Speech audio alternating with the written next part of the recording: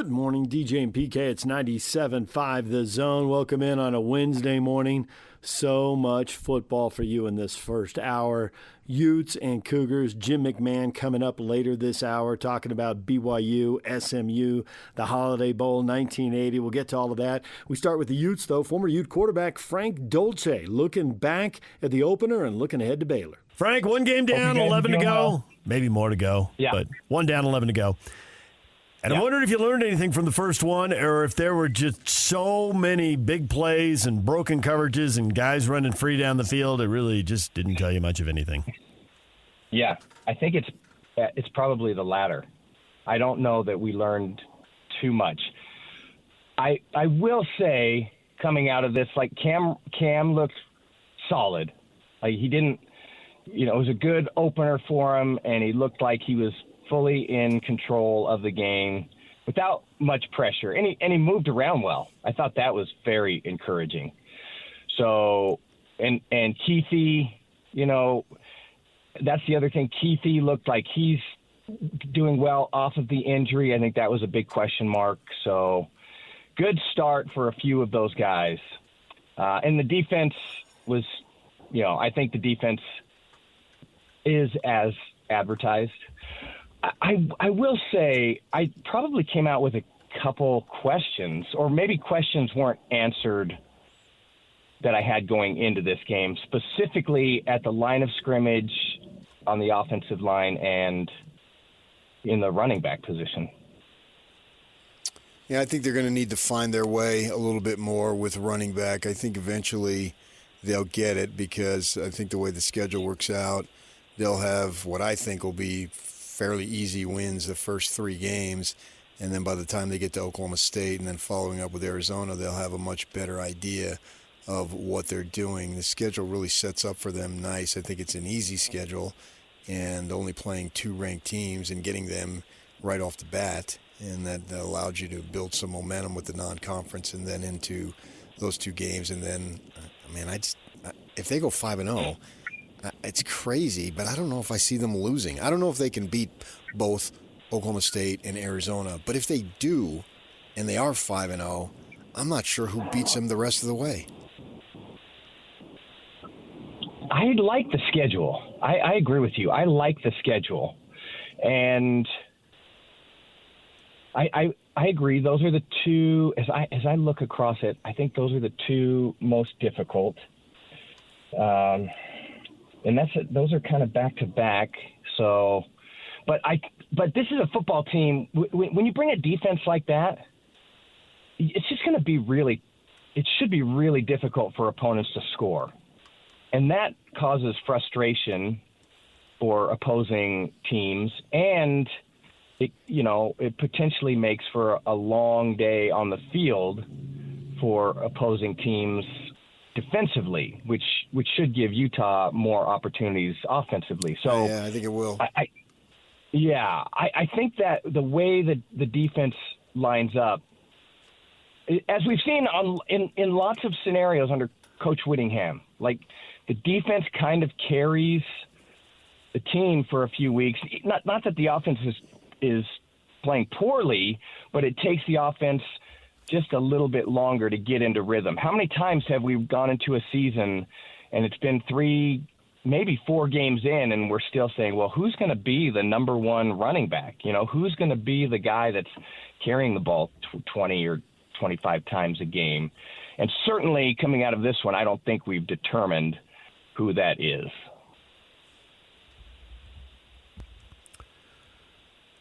You've watched him a lot through high school, so how was Wilson, and what do you think if they need him for a quarter or a game, not against Oklahoma State, but maybe against one of these other teams that we think they're going to beat? Can he do enough there? Because last year they didn't have enough quarterback to win the league, but they had enough at quarterback to beat 2/3 of the teams on their schedule. There's been a lot of hype around Isaac Wilson, and that's difficult to manage. And I think it felt to me like Isaac wanted to come out and make a splash, and he was clearly not comfortable in the situation. So, But the best thing that happened for him is that he got to go out and be uncomfortable in that situation with a lead and an opportunity to make some mistakes that weren't to the detriment of the team. So he'll learn a ton from that. He'll learn about the speed of the game and making decisions and being more efficient with the football.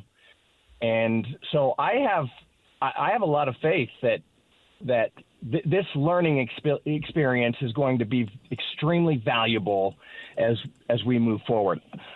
Isaac showed some things, I think, that were very positive. His good arm strength, certainly the athleticism. If he can be a little more calm, a little more present in the pocket, in the game, I think he's going to be fine. But it's going to take him, I mean, he's just a freshman, and it's going to take him a few series to get the hang of it.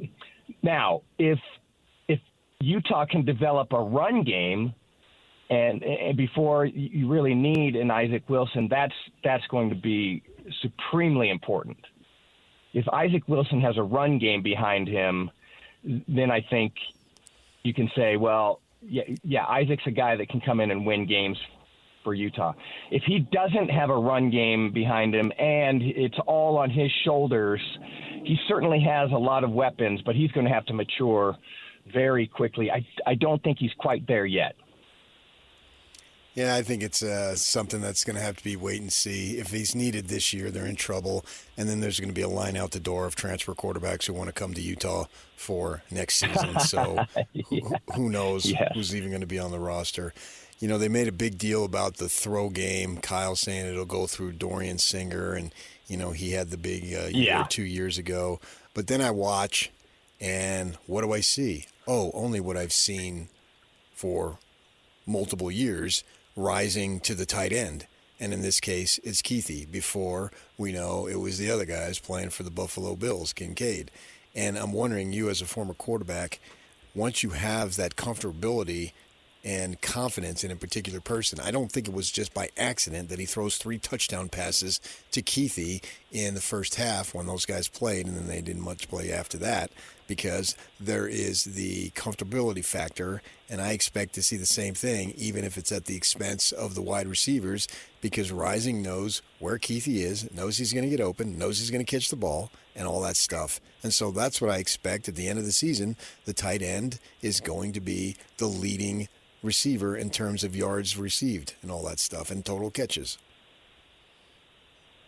So, not that I didn't believe Coach Whittingham when he said the passing game was going to run through Singer, but I didn't really believe the statement that the passing game was going to run through Singer. And Cam Rising's success in this offense has been built around a good running game behind him, the ability to run from the quarterback position and manage the game, and throwing the ball to the tight end group. Like those are the top 3 things for the success of Cam Rising in this offense. So him coming off of injury, maybe having a little bit of doubt, you know, some of the butterflies that he hasn't necessarily experienced for a long time. Of course, he's going to go back to his guy that, you know, has been so solid and so meaningful in the passing game. I hope that as this goes on and Cam continues to build confidence with this offense. Now, he's only had practice time with this new wide receiver group. Not necessarily new, but some pieces new in the wide receiver group. He's had lots of time in game situations with the tight end group and Brant Keithy. So over time in game scenarios, I hope the passing game evolves into utilizing the wide receivers more regularly, as well as the tight ends. I don't think he's ever going to go away from the tight end as his safety net. And It would be crazy to do that because it's such a good group. But that position group, hard to tell after one game. I certainly think it can evolve. And I think this is one of the problems with money games. That's why I asked you what I asked you first. How many times in your career did you throw a couple of 70-yard touchdown passes to the running back neither one of which went more than like 4 yards downfield. But one time the linebacker was supposed to make the play, runs into his teammate. It was a well-done pick play. And the other time, like two guys went with one guy and nobody went with the running back, and so Dijon's just taking off down the sideline. If he gets bumped out of bounds after a 10 or 12-yard gain, that was my point about this game doesn't tell you anything. SU just didn't put up enough of a fight, because what would have happened on the next play? Would we start to see them establish a running game? Will we see them throw to Singer? But because some dude's running 70 yards for a touchdown, they're just standing on the sideline at 35-0. Kyle pulls them out. So what do we get out of that? Yeah, nothing. I mean, I can remember two guys. Keith Williams, we were playing Nebraska, and I was running for my life most of the game. And all of a sudden I'm running around like what am I going to do? And all of a sudden there's Keith Williams standing there all by himself, like right over the line. So I just dumped him the ball, and then there was no one guarding him. And so then he took off and he ran for about that, 60 or 70 yard play. And then Steve Abrams against Utah State in Logan, he ran a little wheel route, but he was like, it wasn't like he was running by himself. There was a strong safety that was covering him, and we just happened to hit it. And then he scored a big touchdown. Those are the only two in my career that I can remember. I watched Cam Rising hit some of those guys, and I was like, man, how would it be to be able to throw a pass like that? The guy's standing all by himself. So that's the thing. You don't learn much out of a game like this. Utah did what it should have done, came out with a nice win. Everything looked solid, a lot of stuff to build on. But you just need to be under fire to really understand which position groups are going to perform in those situations. And I think for me, I'll go back to this again, is the offensive line there? Or how long is it going to take the offensive line to get there, especially in the run game? I was kind of hoping that Utah would run for 300 yards, like just dominate the line of scrimmage, and then which of the running backs is going to emerge as the guy. You worked the Utah State game, and that was an interesting game. With the quarterback situation there. Go ahead. I'm so glad you brought that up. Because we're up there, and of course, Utah State goes out, middle of the second quarter, starting quarterback gets hurt. And lo and behold, who trots into the football game at quarterback? I don't know who. For Utah State. That was one Bryson Barnes. And I made the comment on the air about Bryson Barnes. There is no quarterback in the country who is more capable of managing this particular situation than Bryson Barnes. His whole career has been built on coming in for an outstanding injured starting quarterback and being productive. And then he had a couple of rough series, and then all of a sudden he was Bryson Barnes again. I mean, he's running like a 65-yard touchdown. He's scrambling around. He's dumping the ball off, and then he leads the Aggies to an opening week victory.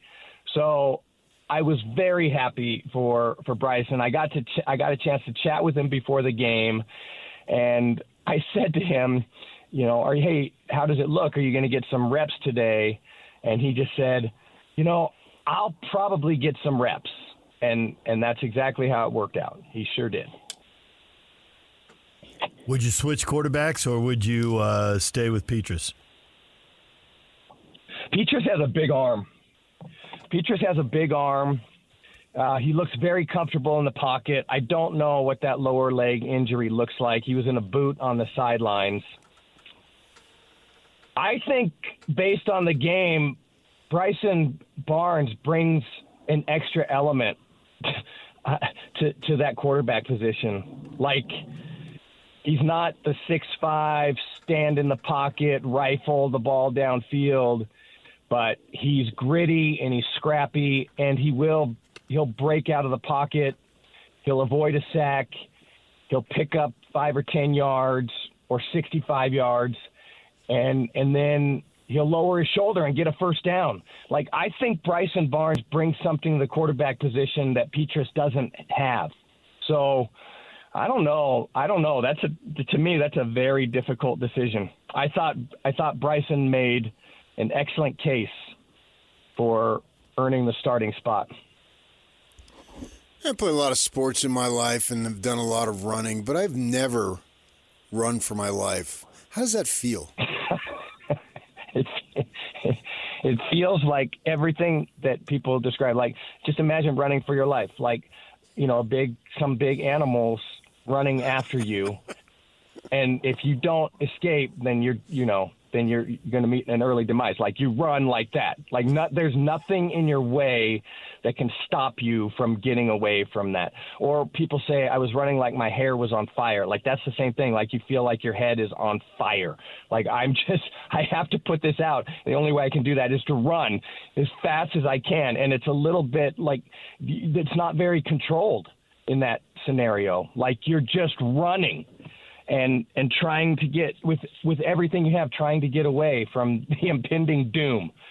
So I've had that experience a few times in my life. And the other thing, it's like, what it feels like, when people complete, like, there's a real sense of satisfaction when you complete a marathon or you do the Iditarod and you cross the finish line, like this enormous physical, endurance-laden experience that you have, these obstacles that you overcame and near-death experiences.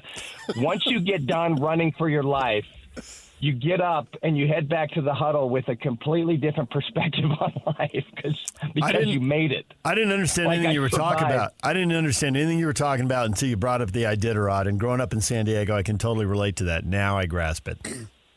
I think I did that one time. The closest I've come to running for my life involved an ex-boyfriend of a lady. Yeah, so I mean, you know how that goes, especially if the ex-boyfriend maybe had some sort of claim like, wait, that's not really my ex-girlfriend. Like, I don't feel like I'm an ex. What happened? Right, and now you're in the picture? Right. Yeah.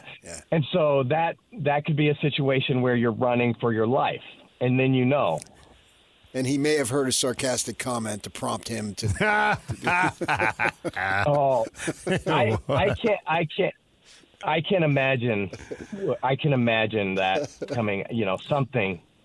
When you have the wit and a sharp tongue, like, you can't hold it back. Even if you find yourself running for your life at some point, it just dances on your tongue. You can't keep it in, and then you find yourself running for your life. That's how it goes. Frank, we appreciate it as always. We didn't spend a lot of time on the Baylor Bears, but my guess is watching them destroy Tarleton State didn't teach you anything anyway, so we'll all find out together. Yeah, I think so too. I think that the Baylor's going to have a much more difficult time, obviously, scoring against this Utah defense. Yeah. I'm hoping Utah offensively can crank up the run game a little bit more, and so we feel more of a comfort level heading into week 3 about where this Utah offense is headed. But a good start, nevertheless, a good start against Southern Utah. A reminder, catch First and 12 Sundays from 10 to noon on The Zone. It's brought to you by Macy's Grocery Store. Get the freshest fruits and vegetables from local farms and your favorite local brands. Macy's. Happy shopping. Baylor Bears are coming to town. We talked to David Smoak in Waco, Texas. He covers the Bears. He's next. David Smoak joins us right now, host of 365 Sports in Waco, Texas. David, good morning. Salt Lake City, Utah, good morning. How we doing? Does anyone call you David, or should we be calling you Smokey? Yeah, it's weird. When most everyone calls me Smokey, I guess it's just my last name being somewhat unique. My mom, if I ever heard David Allen Smoak, it was bad. All three of the full name means I was in trouble. But very few people call me David, and now some people, when they're mad at me, go Smoke like that, but they won't. Smokey's kind of more of a relaxed type name. But all right. Well, it's kind of ironic because it's Smokey and you cover the Bears, and we know Smokey the Bear. Yeah, that's Smokey. But no, yeah, you're right. I do cover the Bears and have since 2010. Man, what a roller coaster of really, really good and also some disaster. But yeah, I guess it's just an easy name to remember. Very few people ever call me David. And that's okay. I'm good with it. I don't like the name David anyway. Thanks. I watched. DK, you guys are fighting on the air because of this. I love it. He's been like this all morning, or for the last 20 years. However you want to look at it. Baylor and Tarleton State. I watched some of that game. I'm not sure I learned much. Baylor just ran over Tarleton State, who I hadn't heard of and couldn't find on a map. And turns out they're kind of southwest of Fort Worth, out in the middle of nowhere off the interstate. And they got drilled 45-3. So did you learn anything about Baylor, or is Baylor a complete mystery to you coming into this game, given the fact that their seasons do tend to be really good or really bad? Yeah, it kind of has been that way for a long time. But I think we learned a little bit that they have some opportunities against teams that are of their level or below, that they might be able to score some points, and the defense, got to the football. I mean, let's be honest. This is the week you find out about them. It's not like this is not like when Baylor was in their run and Utah and Baylor would play like they played last year. You would learn it. You knew you were going to find out some of your weaknesses because both teams at some point were really good. But they, last year Utah weathered the storm early and eventually won the game down the stretch without Rising and company. But I know this, that it was somewhat of and I'm not a Baylor alum, I'm not a fan, I cover them, but it was refreshing to see that the guys that they went into the portal to get, the quarterback Finn, the wide receiver Hawkins, the linebackers a JUCO transfer in Keaton Thomas, and the tight end out of Ole Miss and Trigg, who's a pretty good weapon, they all contributed, they all scored. And you didn't see anything like that. No matter the opponent, you didn't see anything like that. Remember last year they opened up with a loss to Texas State, and they were pretty much not even the better team. But Texas State was the better team that day, which set the tone for 3-9. I do know this. They have some explosion, but we know what they're about to face, the angry ball of razor blades, as I call Utah. And so I don't know. But I do know this, that if they play somebody that's of their caliber or somebody that they should beat, then they probably will be able to have some success. But I don't know who they are, won't know who they are. We'll learn a lot about them after Saturday in Salt Lake City. And I don't expect – I think Utah wins the game. I'm not one of those that I'm in this market or that market. No, I think Utah wins the game. I think they're really good, and they always are good. And so – the good news for Baylor is they didn't have any injuries. They got the thing done. But again, they were playing against a team who started like their second or third string quarterback too. So that also was a part of the deal. Tell us what you do know about Finn, the transfer quarterback who's come in and has won the job. And so we saw Sawyer Robinson play the Utes last year, but it looks like he's the backup. Devin Gardner, who was the quarterback at Michigan who wore like 99 or whatever, is someone that kind of has known DeQuan for a long, long time. And when I heard Baylor was involved in at least, recruiting him, I reached out to Devin and we had him on the show. And he one of the things that he does is that he can run. There's no question. He has dynamic speed if given that space. And, of course, they used that on that opening touchdown when he did the zone read and he was untouched. He can run. There's no doubt about it. He probably will have to run when they're playing somebody that's going to put pressure on Baylor because the offensive line still remains to be seen. It's kind of like, I think most people are like, yeah, but who are they yet? He's thrown some, he threw the ball pretty well, but here's what he does. I was told this by people who watched them practice in the spring, and I was told by others who have coached that have talked to other coaches, is he is going to put himself in a position with his throws to probably get intercepted a couple of times a game. And he, by the way, was intercepted twice against Tarleton State. One time did the goal line, which was a terrible decision to force it into traffic, congested. And then he also got picked a little bit later on, but there was defensive pass interference on the play, which I don't think had anything to do with why the guy intercepted the pass, why Tarleton picked off the pass. So he can run. Well, one of the things that quarterbacks who have that kind of athleticism do is that they take the snap, and as soon as something's not there, they take off, right? And probably too many times. That's not really what he does. Now, he might if he's like pressured start to finish next week or this weekend, but he is still pretty good about trying to go through his progressions before, okay, I got to go, because he's got the speed to get away.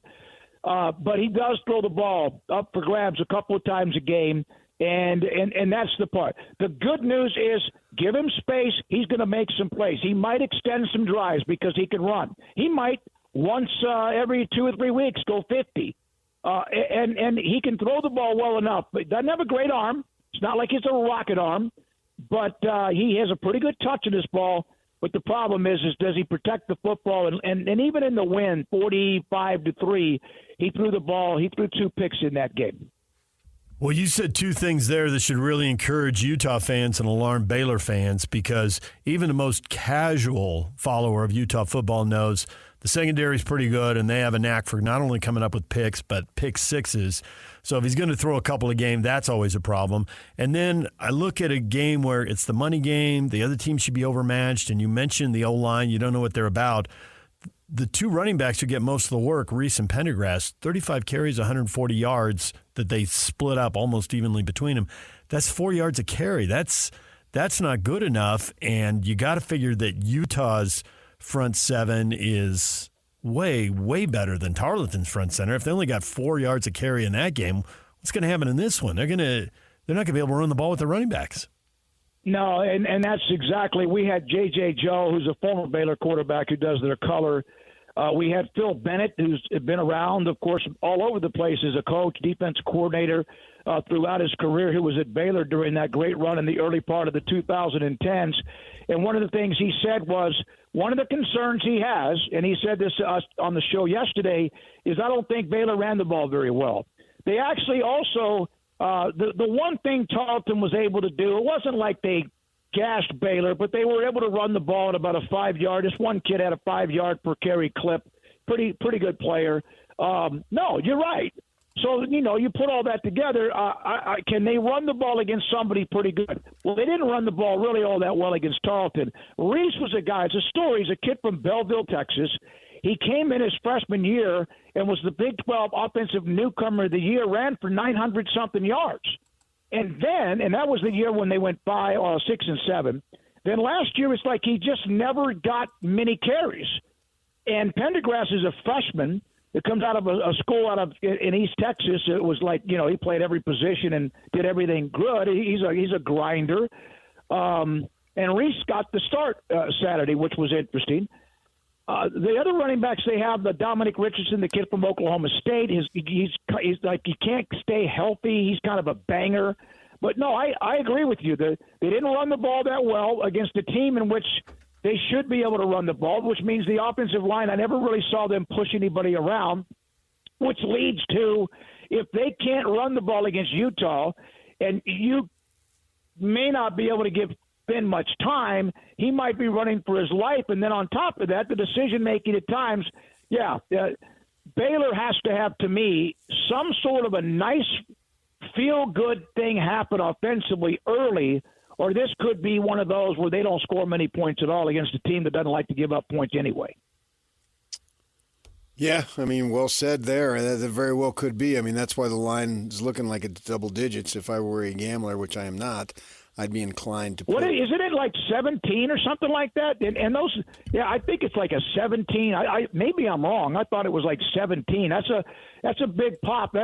I like I said earlier, I wish that these two teams could have played when they were both really good. Like 21 Baylor could have played Utah just to see what it would have been like. That would have been like a street fight.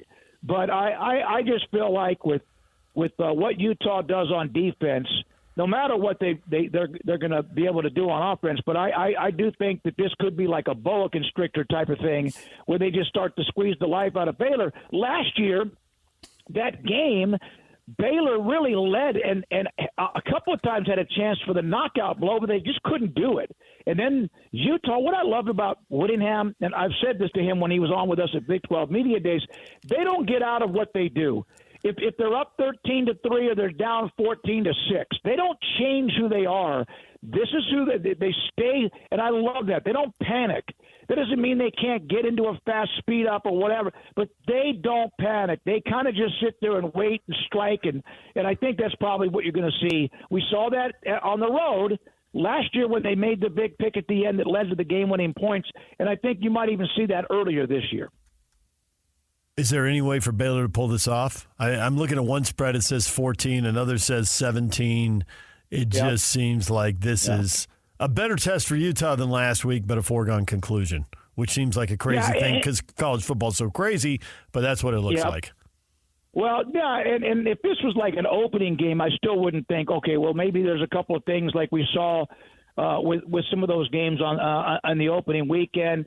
You know, teams make their best improvement. You've heard that, you know, like grandfather told us that back in the game between 1 and 2. Well, Utah was pretty good already, so it's not like they're going backwards. Maybe there's a couple of things that Baylor did not show. It's not like they – after last year's opening loss to Texas State, there was no way they could walk into the opener no matter what and go, hey, we're going to hide a few things. But everybody does that. But it's not like they're going to – what are they going to do? They have some speed at wide receiver, but they don't have a lot of wide receiver. The depth there is not really, really good. They have 3 or 4 guys they can go to. The tight end Trigg could be a big weapon in a game like this because Utah is not going to give up much deep at all, if anything. I don't think they can run the ball. I'll be surprised if they do. If they do, maybe for a drive. But no, can they win the game? Sure. But it would have to be somehow or another where Utah just throws up on themselves. And I've said that on our show. Utah would have to have one of those multiple type turnover games, and they don't do that. You know, like just some fluky things, a muff punt that leads to an easy score. That's what Baylor, to me, will need. If they straight up go into to play the Utes and they straight up play hard and tough and they end up, you know, 30-24, I think you walk away from that. Not a moral victory, but I think you walk away from that and you feel pretty good about it. But I think they're going to absolutely need some help. They're going to need a couple of things that Utah, like muffs a punt, like I said, are just they have just one of those days. Smokey, we appreciate the time. Thanks for joining us, and we will talk to you again down the road because I think BYU's playing them in, is it 3 weeks? Yeah, it's coming up. Yeah, you got the BYU and Utah. By the way, love the 4 corner schools that are a part of it now. I know that Utah kind of, you know, there's fans. Some fans were like, oh, like that. But I think it's great that all 4, Colorado, Utah, Arizona, and Arizona State opened up with wins. Great to have them. I love the fact they're a part of the Big 12. And, yeah, we'll talk again soon. Thanks, guys. Thank you. A reminder to join Hans and Scotty Thursday from 1 to 3 for the Ute Preview Show, brought to you by Beehive Meals, proud meal partner for Utah Athletics. When we come back, Jim McMahon talking about the miracle finish in the 1980 Holiday Bowl. DJ and PK, it's 97.5 The Zone. We are joined now by former BYU quarterback, College Football Hall of Famer, and Super Bowl champ, Jim McMahon. Jim, good morning. Good morning, guys. How's it going there? It is going well. How's it going for you? Not so bad. Still trying to walk, but doing all right. BYU is getting ready to play SMU. I know when BYU fans hear that, fans of a certain age go right back to a game. We've got stuff up on social media. A lot of people are able to recall exactly where they were and whether they gave up on the game and or watched it all the way to the end. When you hear BYU's playing SMU this Friday, does that game pop into your memory banks, or are you over it? Oh, that was, 44 years ago, so it's but yeah, I still get reminded of it every now and again. Every time I see Eric Dickerson somewhere on a golf course, he brings it up. So, it was a nice memory to look back on. The stories, I'm wondering, from what actually happened in the moment to what happens now when they're retold by fans and whatnot, they tend to get a little exaggerated. And the idea of you calling off the punt team, what went into that as far as the accuracy of that story at that time? well, I don't know what story's out there, but I just remember that, I told the guys, they said, "Oh, the punting team's coming on." I said, "Well, get in the huddle. We're not punting the ball." Simple as that. Then, what's that? Simple as that. Yeah, and we had to burn a timeout because I wouldn't come off the field, and then I went to the sidelines and calmly expressed my feelings to Coach Edwards, and then it wasn't so calm, but yeah, they made the decision. Okay, go ahead back in. Because, they didn't know what to do at the time. I said, look, we're not – if we punt now, we got no shot at all. He said, I'm not giving up. And so he finally just said, all right, go back in there. So I went back in and got the first down, and then, the rest was history. But had we punted there, the game was over. Right. Obviously, you and the offense did a great job scoring 3 touchdowns in 4 minutes, but that doesn't happen without – recovering the onside kick after the first touchdown and then blocking the punt to get the ball back for the final touchdown. Did you feel like either one of those were coming? I mean, when you're standing on the sideline, because you're not out there, I wouldn't think, on the for an onside kick or the block punt, did it feel like something was coming, or was that surprising to you in the moment when it happened? Well, we got the first onside kick, which was a great thing for us. Had we not gotten that, I mean, everything had to fall into place for us to be able to come back and win. We got the onside kick, went down and scored again, but defensively is where we stood up because we'd had a tough time all night stopping those guys, and they were able to stop them those last couple drives. Yeah, there was a guy on that defensive team by the name of our defensive unit by the name of Kyle Whittingham. And he's told me some stories about you guys. Do you still keep up with him? I haven't seen or talked to Kyle in quite some time. I'm happy to see the successes he's had at Utah. Done a hell of a job there. Yeah. And it was just one of those nights. Everything seemed to work out. Do you remember, and maybe it gets lost in the mist of time, but was the team intimidated, or was there something unexpected about SMU? Because they win the first quarter 19-0. You win the last 4 minutes 21-0. It ends up a 1-point game. But there's nothing happening in that first quarter that would suggest BYU was going to hang around in the game, let alone pull that victory out. No doubt about it. I had a terrible first half. I wasn't throwing the ball well, wasn't making the right reads, and what got me going was Vi Sikahima's punt return just before the half. I saw that. Vi was a freshman, I think, at the time, and I grabbed him on the way in the locker room. I said, "Hey, man, you gave me some hope." Yeah. And to this day, I tell Vi, I said, "Without you, kid, we don't win that game." True. Yeah, I can't argue with that one.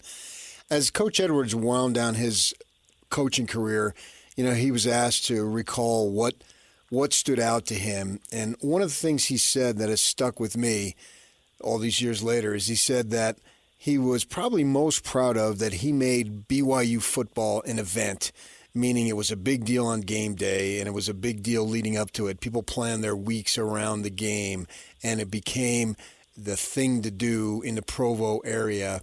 With you playing a significant factor in that, do you take a level of pride knowing that you allowed Coach Edwards to be able to say, you helped him be able to say the idea of BYU football being an event in the community was such a big deal to him? Well, I think Lavelle was smart where he knew that he had to do something to get national attention at BYU at that particular time. And, he figured the only way to do that was, be more exciting. And, it's nothing more exciting than throwing the ball all over the field every Saturday or morning or Friday night. And what I took away from Lavelle was he hired great coaches and he let them coach. He wasn't always right in the middle of everything like Coach Dicker used to be. He let those coaches do their thing, and of course he always had the final say, but I think that was his genius. I mean, just hiring good people, letting them do their jobs, and continuing with the same style of play. And that's tough to do. Coaches come and go all the time, but he kept finding guys that were, had that kind of mindset, and that we were finally able to win a couple bowl games for him. I'm curious if you can take me back to when you were in high school, and I think you moved states in the middle of your high school years.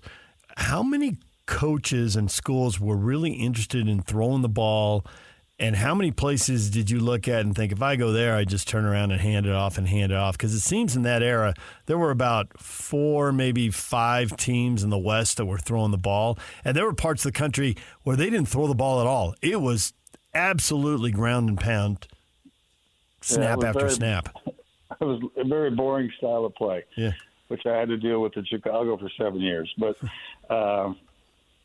it was just you're right. There wasn't a whole lot of schools. I went back to Nebraska, Oklahoma State. Of course, they were running teams at the time. And at the time, all I wanted to do was play baseball. And so I was looking at a school that would let me play both sports. And the only 2 schools that would allow me to do that was BYU or Nevada, Las Vegas. And Vegas was another one that liked to throw the ball too. So I was leaning towards Vegas, and my dad just said, "No, you're not going to Vegas." That's why I ended up at BYU. Why didn't he want you to go to Vegas? I think he told me he thought it wasn't a big enough school. He didn't think I'd be, he didn't think I would have the opportunity to go further in my career if I went to Vegas. And I told him, look, I know I'm good enough to play at the next level no matter where I go to school, but I'd like to have some fun too. Okay, so you obviously believed in yourself to play at the next level, which is the NFL, but yet how did you deal with that and reconcile that with wanting to play baseball? Well, I played baseball my freshman year. I think I played about 8 games, but BYU said I could play baseball, but they didn't tell me I couldn't get out of spring football practice. So it was kind of rough. I'd play a game of a doubleheader, up there at the baseball field, and then have to run down that big hill, change uniforms, and then go to football practice and throw the ball for 3 hours. And so throwing the ball from the outfield and throwing the ball from the pocket's 2 totally different things. And I was having some arm problems at the time, and I had to make a decision. And so football was my scholarship. That's what I stuck with. It worked out.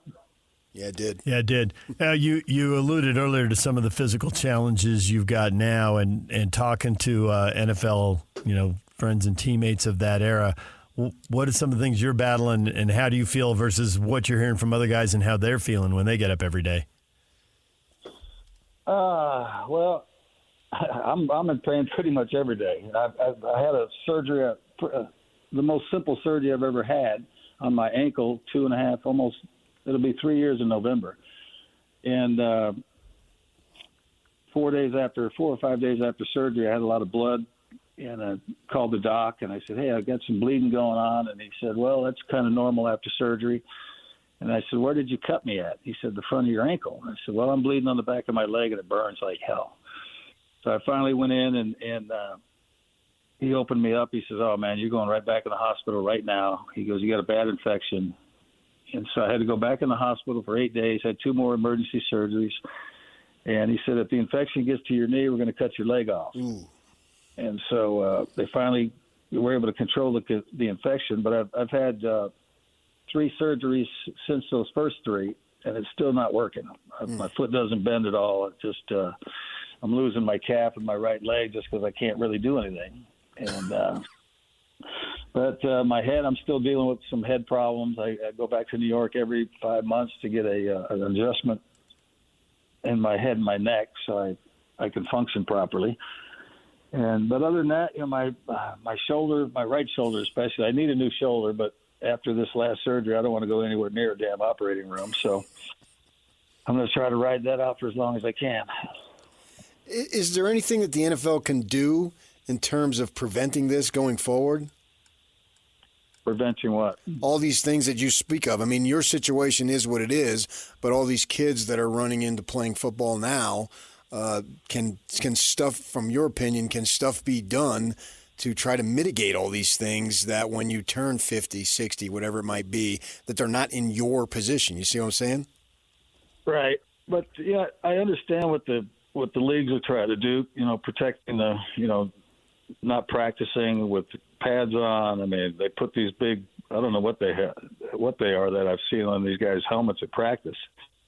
it's a big padding thing, I guess. I don't know, but that doesn't do anything. I mean, your brain is going to hit the side of your head when your body's going at full speed and gets stopped. And no matter how good the helmets are, it's never going to stop that from happening. So, football's a violent game. I mean, everybody knows that, and we all knew we were going to feel like this with shoulders and knees and hips and stuff like that, but nobody ever talked about the brain, and that's pretty much the most important part of the body. So there's really nothing you can do to avoid it.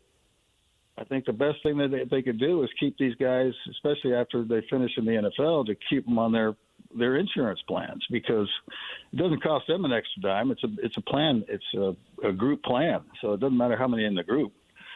But they just don't take care of guys when they get out of the league. Are you still watching football? And if you are, I'm curious what your opinions are of some of the bigger name quarterbacks who you really like. No, I'm not a big fan of it. I'd love to play the game, but I can't sit and watch a game. Yeah. Unless I'm sitting in a restaurant or a bar or something and the TV's on. That's about the only time I watch. I keep up with some friends that still coach, like Andy Reid, former BYU boy. He was my tackle when I was there. So I've known Andy since '78, I believe. Happy to see the success that he's had. He's done a great job being a coach. And, he told me, he said he learned a lot from LaBelle about his coaching style. And he's done very well with his style too. Did you see that in Andy when he was a player, that he had that ability to do what he's done? I didn't really notice it at the time. I know he stuck around and was a graduate assistant, I think, my last year. He started getting into coaching then. But you got to love an old lineman that wants to throw the ball. That's what I love about Andy. Most old linemen want to pound you, pound it and run it. But Andy likes to throw the ball, and that's why he's been successful. Well, we appreciate a few minutes, Jim. Thanks for reliving the game, and good luck with the physical challenges going forward. I appreciate it, guys. You all have a good day. There's Jim McMahon. When we return, what is trending? The headlines are next. It's time to get your morning started with the news you need to know. News update. This is what's trending with DJ and PK. Hashtag college football. You got a football team that's hurting, and you got a football team that nobody envisions being, ever being where we are, and having disappointment, having failure. I do believe in what this team can do, and I believe in what this team can accomplish. I know there's going to be plenty of negativity around this program. I understand that. When you perform the way we just did, that's all part of it. But for a football team, you got to stay together, and you got to make sure that you're there for each other. We've been knocked down. We know how to get up, but we've got to go do that. It's one thing to talk about it. It's another thing to put it into action and then to be able to perform in the moment. There's Mike Norvell. He is the head coach of the Florida State Seminoles, and they are 0-2. And the negativity will continue until they win, which will not happen this week because they have a bye. So 0-2, savor it for another 10 days or so. What they need to say to that quarterback is bye. Bye-bye. Not the bye-bye, just bye. Colorado Buffaloes coach Deion Sanders striking a different tone this weekend ahead of a rivalry clash against Nebraska. Quote, I have a ton of respect for Matt Rule. He's in, I call it our class of coaches. We all took on a tremendous test last year along with Coach Dillingham and several others. So I feel like we're in a fraternity. So I root for that class of head coaches that came in that year. Second-year coaches trying to turn things around. I saw that yesterday. It made sense to me. I mean, everything he has to say is just controversial and all that. I mean, he's just... if there was a second-year coach getting fired up yesterday, who was it, PK? We'll get to that here. All right. 7:45. It's... When you strip away all the other things that go on with the celebrity nature, he is Coach Sanders. He's trying to get his team ready to win a game, just like every other coach, every other sport, from junior high and pee-wees all the way up to Andy Reid. From the Pee-wees to Andy Reid. Right. They're all strip away the celebrity factor because he is a celebrity as they come, but at the same time, he's a football coach trying to get his guys ready for a big game. And he wasn't around, but I never got into that rivalry because I'm not from that part of the country, but I certainly know of it when I was a kid. There was a time that was a big, big deal. Yeah. That was a rare time where a team announced they were going to manufacture a rivalry, and the thing actually got some juice. Usually that stuff doesn't work, but Colorado got to a point where they were good and Nebraska was good, and they were playing for division titles. Well, I think it was a little bit of, with Nebraska, it was them like it was SC in the Pac-12, like it was BYU in the WAC in Mountain West. Everybody was there. Everybody was fired up for him. But the league put them at the end of the year, and they played for spots in title games, and that got people fired up. Yeah. So it's good that they're playing again this weekend. Cincinnati Bearcats star defensive tackle Dante Corleone, second team all Big 12 selection last year, was treated for blood clots in his lungs in June. He's been cleared to resume playing this season. That is an amazing story. Blood clots in the lungs, that can be fatal. That's as serious as it gets, but now he's apparently okay, and they're going to let him play. Yeah, I don't understand why his nickname isn't Vito. Seems like it's ready-made, doesn't it? Yeah, it do. From the Corleone family? Right. Of course, their real names were Andolini. Right. But they came from Corleone. Yes. Got changed at Ellis Island. I remember the scene. Happened to my grandfather. Happened I'm to not many really people. a Kinahan. You are really a... What am I? Mm-hmm. An Osmond. You're not an Osmond. You know, you put me on the spot. Best I can come up with. So you don't know? He got his name changed? No, I don't think he did. Oh, there was some talk of way back when that the spelling had changed to make it a little easier. But if you type in Kinahan and put in drug cartel for Ireland, I got some folk got the same name, ain't doing the right thing. It's big time over there. We've done it. Yeah, but the point is, it's spelled the same. So I don't know if it was way back. Right. No, I get your point. Yeah. It didn't necessarily happen at Ellis Island. Right. It could happen 300 years ago. Right. That's what some of my aunts and uncles and so forth used to say. I don't know if it's true, but that's what they would say. Well, now you gave me something to search during the break. I thought I told you about the cartel. If you did, I forgot. Oh. Yeah. DJ and PK. Hashtag NFL. I just love coming in here, man. It's kind of, I mentioned St. Joe is my sanctuary. I just love football and how it takes me away from life, and it gives me something I can feel genuinely happy about. I enjoy coming in the building, working on my craft, getting to understand a new game plan and perfecting that for the people around me. It gives me a purpose to kind of go about my day and to live my life, and I just I have so much excitement doing it. It's going to be hard trying to figure out when to call it quits or not. I think, I'm not going to lie, I made it a little bit more difficult than it needed to at the end.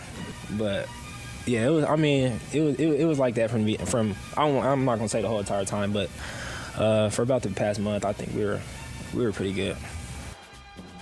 So Brandon Ayuk holding out, causing more trouble than he needed to. Just for sport, didn't want to go to camp. It's not like they were going to make him play preseason games. But he made things difficult during his contract extension. Yeah, see, that's why I don't get into that. It seems like more often than not with Williams and Ayuk, this is the way it is. It's business. And I ain't about business. I'm about football. Trent Williams restructured contract. 3 years, $82.66 million. $48 million when he signs. 25 of that's a signing bonus. He's going to make a league high $27.6 million. That's the league high for offensive linemen this year. Which their winning and losing stats and the quarterback's touchdown interception ratio all changed dramatically based on whether he's playing or not. So the Niners gave him the money. You also heard Travis Kelce in there saying he's not considering the notion of the team reducing his role. Get yourself open, demand the ball. I mean, he's 35, father time at some point, right? And this is the year they've added wide receivers. So maybe they spread the ball around a little bit. Maybe. Although with the game on the line, they've been going to him. So he's open. Yep. You're going to get the ball. Better to burn out than to fade away. Dallas Cowboys and Dak Prescott continue their negotiations. The major hang-up reported how many years the team is willing to commit in the deal. Prescott wants something long-term. He's got the leverage now, so get as much as you can right now while you're in a position of power. He wins games, but he hasn't won playoff games. He hasn't gotten to the Super Bowl. He hasn't won enough playoff games. DJ and PK. Hashtag NBA.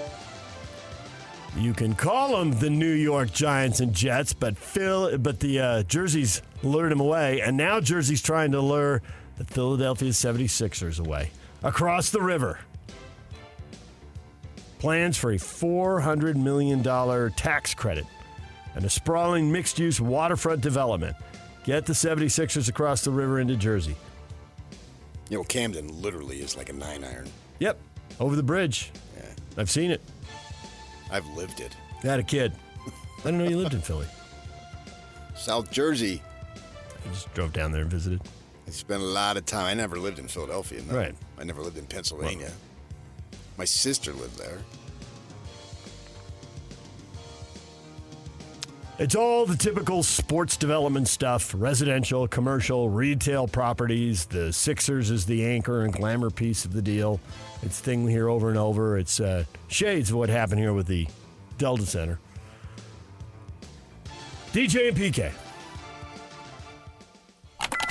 Hashtag Major League Baseball. The 1-2 again. Swung on, blasted, deep right field. It's so long gone. And the Phillies lead it on a 3-run homer by Kyle Schwarber, his third home run of the night. Here's the pitch from Contreras.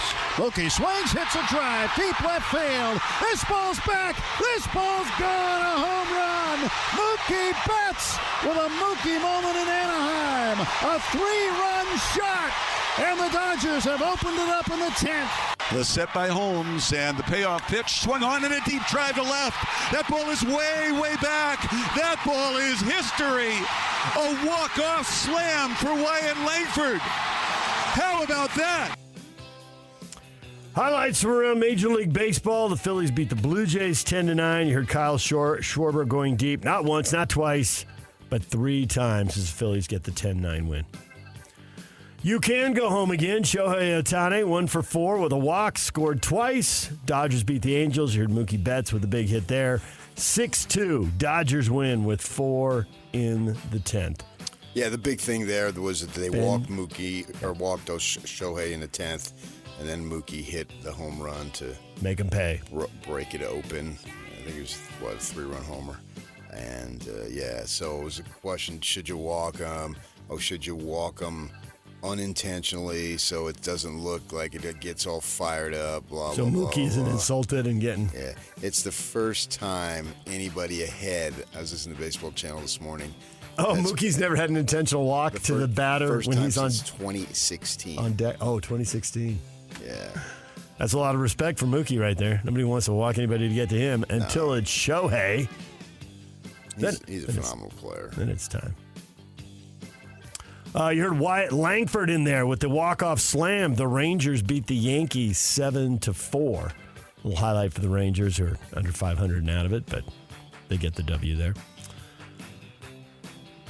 We didn't mention Ben Joyce, 105.5 miles an hour. Is there anything that amazes you anymore? He keeps throwing harder. The hardest recorded pitch. Yeah. Has he got 106 in him? Does he have 107?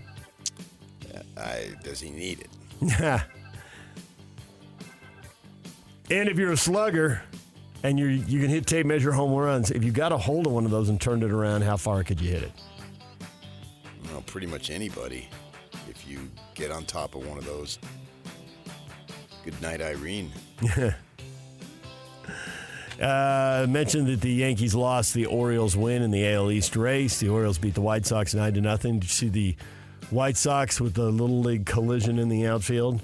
Yes, it looked dangerous. Yeah. Shortstop at the last second got out of the way, but the third baseman and the left fielder crashing into each other. The White Sox lost 109 as they keep piling them up.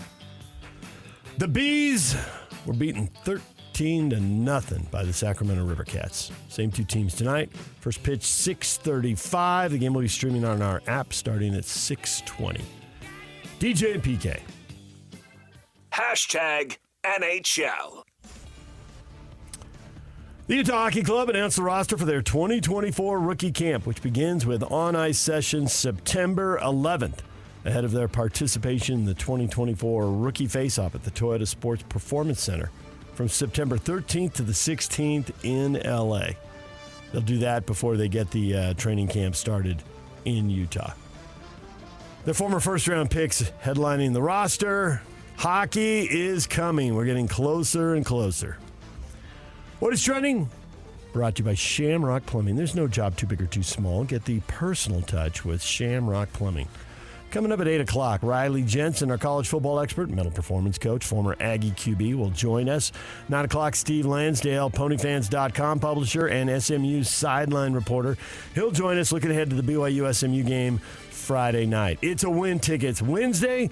We got tickets to see Def Leppard at Utah First Credit Union Amphitheater on September 10th. DJ and PK, the question of the day is next for all you college football fans. Stick around.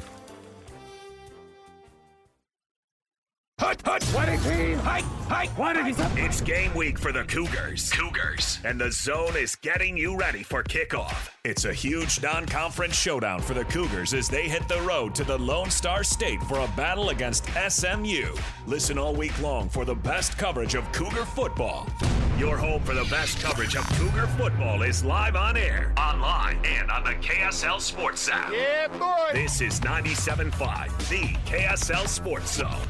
Hot Takes or Toast brought to you by Siegfried and Jensen with 30 years of serving Utah. All right, Big 12, 1 week down, week 2 coming up. Any of your expectations week 2 shaped by what you learned week 1? Any surprises? Or still a blank slate for this league going into week 2 because the competition just wasn't good enough. Too many money games. Yeah, there were certainly a lot of those. Not all of them, obviously, but a lot of them. And I think that, the struggle for this conference to earn the respect that it wants, I think it's real. They need success in a manner that is different than what it used to be because this is a new conference. Everything has changed so dramatically. It's like an entirely brand new landscape in college football. Not entirely, but pretty well close to it with all the changes that have gone to the conference realignment. This is the year, and then it coincides, interestingly enough, with the playoff, which is dramatically different. It's literally unlike anything we've seen at this level. The lower levels have that, but it doesn't, and the highest level doesn't. And so with all these games that have been played, and then with the games this week, I think it's really, really important for this conference to show well as it tries to continue to make its mark. And starting Friday with BYU at SMU now is an ACC team. And this coach here we just heard from, he inherited a decent enough program. They went 7-6 the first year, and then he blows up to 11-3 last year. So you go over there for the Cougars. This would be a great win for themselves, obviously. Could end up giving them a whole lot of confidence and really project them and springboard them into something good, maybe even better than we all thought. But I also think it's a big deal for the conference. What was the biggest game last week? Was it West Virginia and Penn State? Yep, and Penn State rolled. Right. Which, they're a ranked team, and they're expected to be top 10, so great, they beat West Virginia, but it doesn't do anything for the conference. It's not a huge surprise. It's not a huge shame, but at the same time, it just reinforces the narrative that this conference is second tier. And the rankings, what really matters is what the committee does, not these rankings now, but they're probably not going to be that different. And the league didn't have anybody in the top 10 rankings in the preseason. They don't have anybody in the top 10 after week 1. At some point, they may get it, but it's just, again, when the whole top 10 is Notre Dame plus SEC and Big Ten, you're second tier. There's no other way to put it. Well, for now. So, Right, for now. And that's why they need to win going forward. There were some okay wins. TCU went on the road and beat Stanford. There's not high expectations for Stanford, but coming from behind twice in the second half, I guess that was good for TCU to win on the road in that situation. They still made a bunch of mistakes and were sloppy. And maybe you improved the most from game 1 to game 2. Come on. Okay. I read that. Get rid of the drop passes and the 100 yards and penalties and missing a field goal and blah, blah, blah. Got to clean all that up. I think there is for a lot of teams, it is kind of a blank slate. Utah rolled Southern Utah. Kansas beat up on Lindenwood. UCF annihilated New Hampshire. I don't know what that stuff tells you. It's on to week 2, on to Cincinnati. You look at, and it starts Friday with BYU and SMU. Yep. Kansas State, Tulane. Tulane, probably not going to get a whole lot of run there. Pittsburgh, Cincinnati. Cincinnati can win that. Arkansas, Oklahoma State. That one gets your attention. Yeah. So there's a couple of teams that are playing SEC teams. Arkansas at Oklahoma State, and then Mississippi State at ASU. And I did not know this, that they had ASU's never beaten an SEC team. Have they played a lot of them, or is it a case of? Well, they've played enough of them to where they have never beaten them. I'm not sure what their record is, but that's what they were talking about. You're not going to look it up, are you? Yeah, absolutely. Why not? Because then you get distracted. You're rolling. All right, I'll do it later. So the thing about that Oklahoma State game is that Arkansas is not an elite SEC team. I don't know how much credit they're going to get if they win it, but if they lose it, one of the big dogs in the Big 12, one of the top 2 or 3 teams in the league, and then it's to Arkansas? Come on. It's just going to reinforce the perception the league's second tier. I don't know what Arkansas is. They're not ranked, but that doesn't mean they're not good. So there will be unranked teams that do well in the final top 25. There's no doubt about that. And then Colorado, Nebraska that we already talked about. Texas Tech at Washington State. Unfortunately for them, they got left behind. And that's about it. There's some Sam Houstons in there, and Albany, and NAU is going to the U of A and all that stuff. But they need to chip away. Yormark talks big, as he should. But it's not up to him to win the games. It's up to the schools, the coaches, to get it done. They've got to do it. And then Baylor at Utah. That's a no-win for the conference. I know. And we got another one of those coming up. K-State seems to be ramping up. They played their money game. Now they play Tulane, and then they play a Pac-12. They play Arizona. So they're ramping up. But these 3 non-conference games aren't going to tell us anything about them. Well, what do you mean? Kansas State at Arizona? They're not. I should rephrase. Not tell us. They're not going to earn the conference any respect. Yeah. Remains to be seen. If McMillan is catching 300 yards of receiving, that brings the conference attention. And sometimes respect and attention can be a fine line between the two. So we'll have to see how that game plays out. But it's really important for the conference to show well. Kansas at Illinois, Big Ten, obviously. And whether Illinois is good or not, that's up to Illinois. I mean, you schedule these games, you can't control whether the other team is good or not. Utah, Florida seemed like a good idea. Well, Florida, I realized they beat you once, but you didn't. In the grand scheme of things, last year beating Florida, really, what did it do? If Florida had been, and I'm guessing you wish Sheldon worked with you now, because then you could say, ha, ha, ha, ha, ha, and you wouldn't have been so scarred under the Urban Meyer, Billy Donovan era. I had a lot of therapy. I could probably move past it now. Nobody is allowed to rejoice in their team's win without you saying, well, they were favored, so what? You can't, I mean, man, I hate Dan Shelton for numerous reasons, and that's one right at the top. Dan Shelton. Yes. For numerous reasons. Because he scarred you, and no team is allowed to have fun. No fan is allowed to have fun if their team wins because they were favored by a half a point. Look who's scarred now. Dan, I guess, because Florida's really sucking. I've been scarred long before I met you, buddy. Don't give yourself that much credit.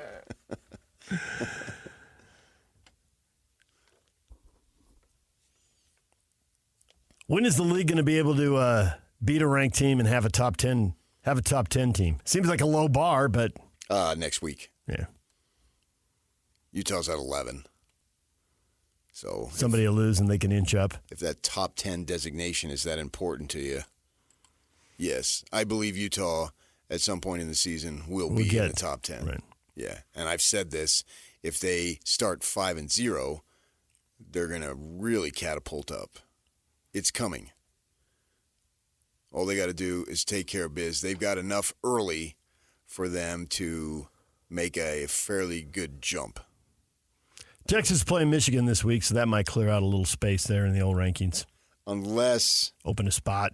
Unless the Oklahoma State or Arizona lose. See, I think that from a Ute fan perspective, since you got a really good team this year, that you need to root for this conference to have success in these non-conference games way more than you needed the Pac-12 to do it. Feels a little Mountain West-ish in that regard, doesn't it? Because there is this divide, as you've brought up, and there wasn't that big of a divide compared to the divide now with the Big 12 versus the other two. And, you can't forget about the ACC. We'll see what happens with them as the season progresses. So you've got that to not worry about, but just follow. I think it's more important for the Big 12 to have out-of-conference success more than it was for the Pac-12. And I know you fans, and I'm with you, man. I support you 100%. I'd rather have you be in the Pac-12 too. Nobody supports you more than I do. That's for sure, because I was there long before you were. But as I look at it, and I know it's a little strange, now you got to start rooting for Colorado, and maybe Colorado's a little different since they came over, but Iowa State and Iowa, you got to. Who would have thought a year and a half ago or 15 months ago that you needed to root for Iowa State? Right? I mean, at no point was Iowa State on your radar. Not a game on your radar. If all. It is, it's a passing curiosity. Right. Oh, there's an in-state game. Huh. In case you maybe had played them in a non-conference. But now you need, and Iowa's ranked, you need Iowa State to go in there and win that thing, because your conference, it has a fair amount of respect, but you need to get more. And the Pac-12, it's like, well, you can always use the respect, but if you didn't get it, I don't think it was as big of a deal as it is now. I think the Big 12 needs more respect in football, and it has to grow and get some really good teams. And you're one of them. So if I'm a Ute fan, and if I look at it, if I strip away the emotion of it all and look at what's best for this conference, I think Ute fans, and that your rooting doesn't change anything, I get that, but I think that should be the line of thinking, that you have a conference that is really good with a bunch of really good teams, because it will help. It will help in recruiting. It will help, and it literally could help this year in terms of seeding. Yeah, kids want to play in big games, and you don't want to play BYU and a lot of fans, blah, blah, blah, what your players do. Because it's a big game. They know, they see, they hear, all those things, and that gets them juiced. They like the adrenaline rush. I mean, Cam Rising wasn't going to Vegas and saying, well, we got Arizona coming in. We're going to whip their ass. He didn't say that. He said it about BYU. Arizona kicked the crap out of Utah last year. It was an embarrassing game. It was right from the start. They were hammered. But Cam Rising wasn't talking about that game in Vegas with that quote, which he dropped the big A word.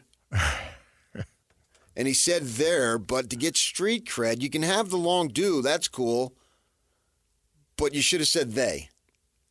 That's the way we talk. They, not there. Well, he'll get better as the season goes along. So that's something that you got brings attention. You got, at least 7, maybe 8 games here that you can sink your teeth into this week? This week? If you want to put on the Big 12 mantle. Yeah, it starts Friday. Starting with BYU SMU Friday. Right. And then, man, in the Pac-12, there just weren't that many 10 a.m. games, but Arkansas, Oklahoma State, Pittsburgh, Cincinnati, and K-State Tulane. 3 10 a.m. games involving Big 12 teams. I like it. So get going early. Yeah. It gives me something to have a little more interest.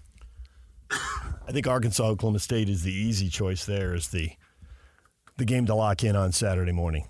And track the other two, commercial breaks, go check the scores and all that. But curious about Oklahoma State. I mean, K-State, if they are who they're supposed to be, they'll handle Tulane pretty easily, I would think.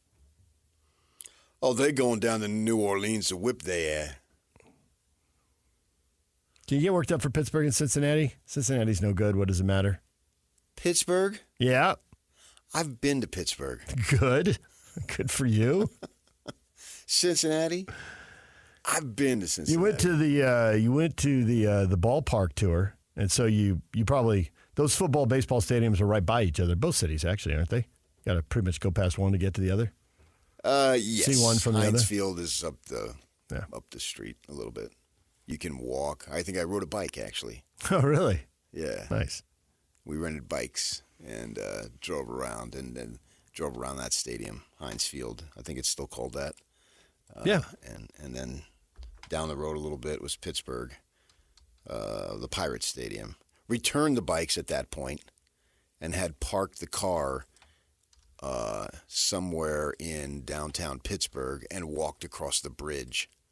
If you see Pittsburgh Pirates Stadium, you see that yellow bridge in the background past center field. Well, you literally walk across it because we had spent the entire day there. The ball game was at night. We got there in the day, or like 10 o'clock in the morning, and so found a lot where they told us to park. And the guy says, okay, you do this, this, this, this, and this. All right, so we did this, this, this, and this. Some parking attendant guy who just told us everything to do. Told us where to rent the bikes, and then you get the your tour guide. He came through. Yeah, he did. He absolutely did. Yeah, I told him, okay, we got tickets to the game tonight. What should we do? And he laid it out, and they had that pastrami, the brothers. I can't think of the name of the brothers, but if you type in Pittsburgh pastrami brothers, it should come up.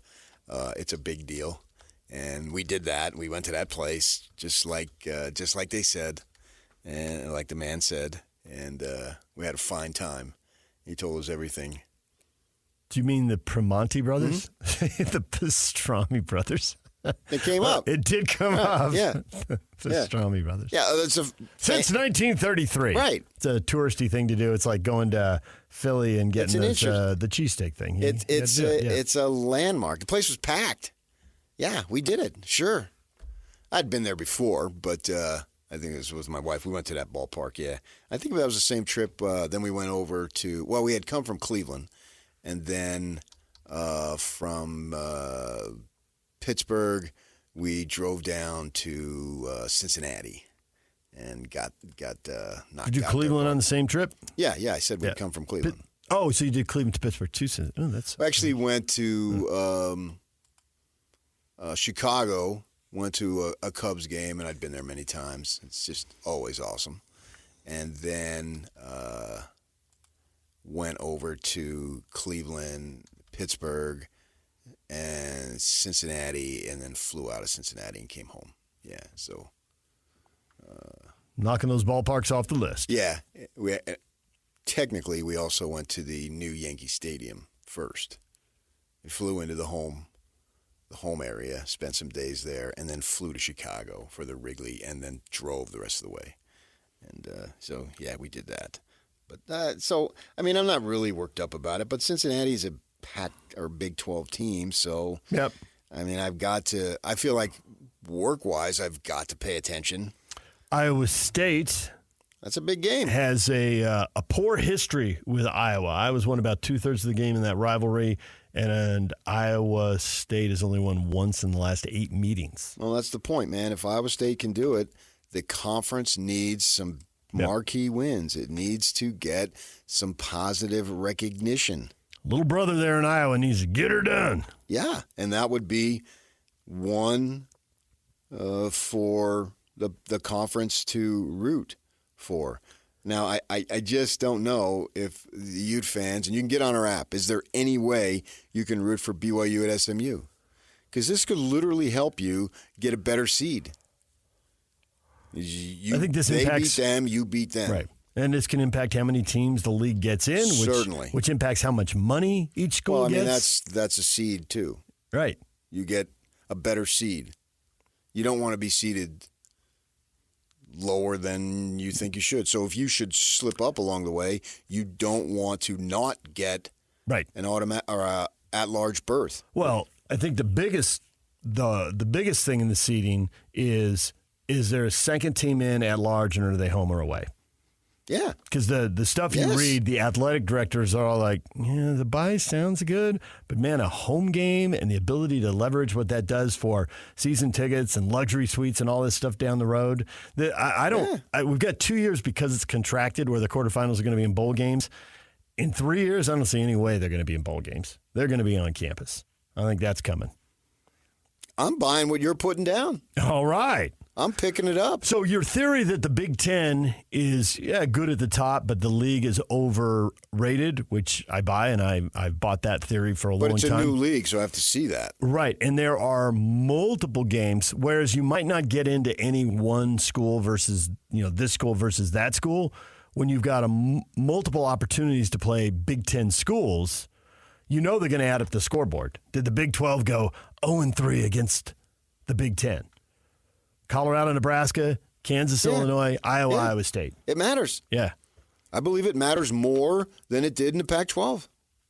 And any one game might not matter, but the ability Saturday night on one of those wrap-up shows, the late games, to show that stat, hey, the Big 12 went 3-0 against the Big 10. Especially when we get to November when there's a...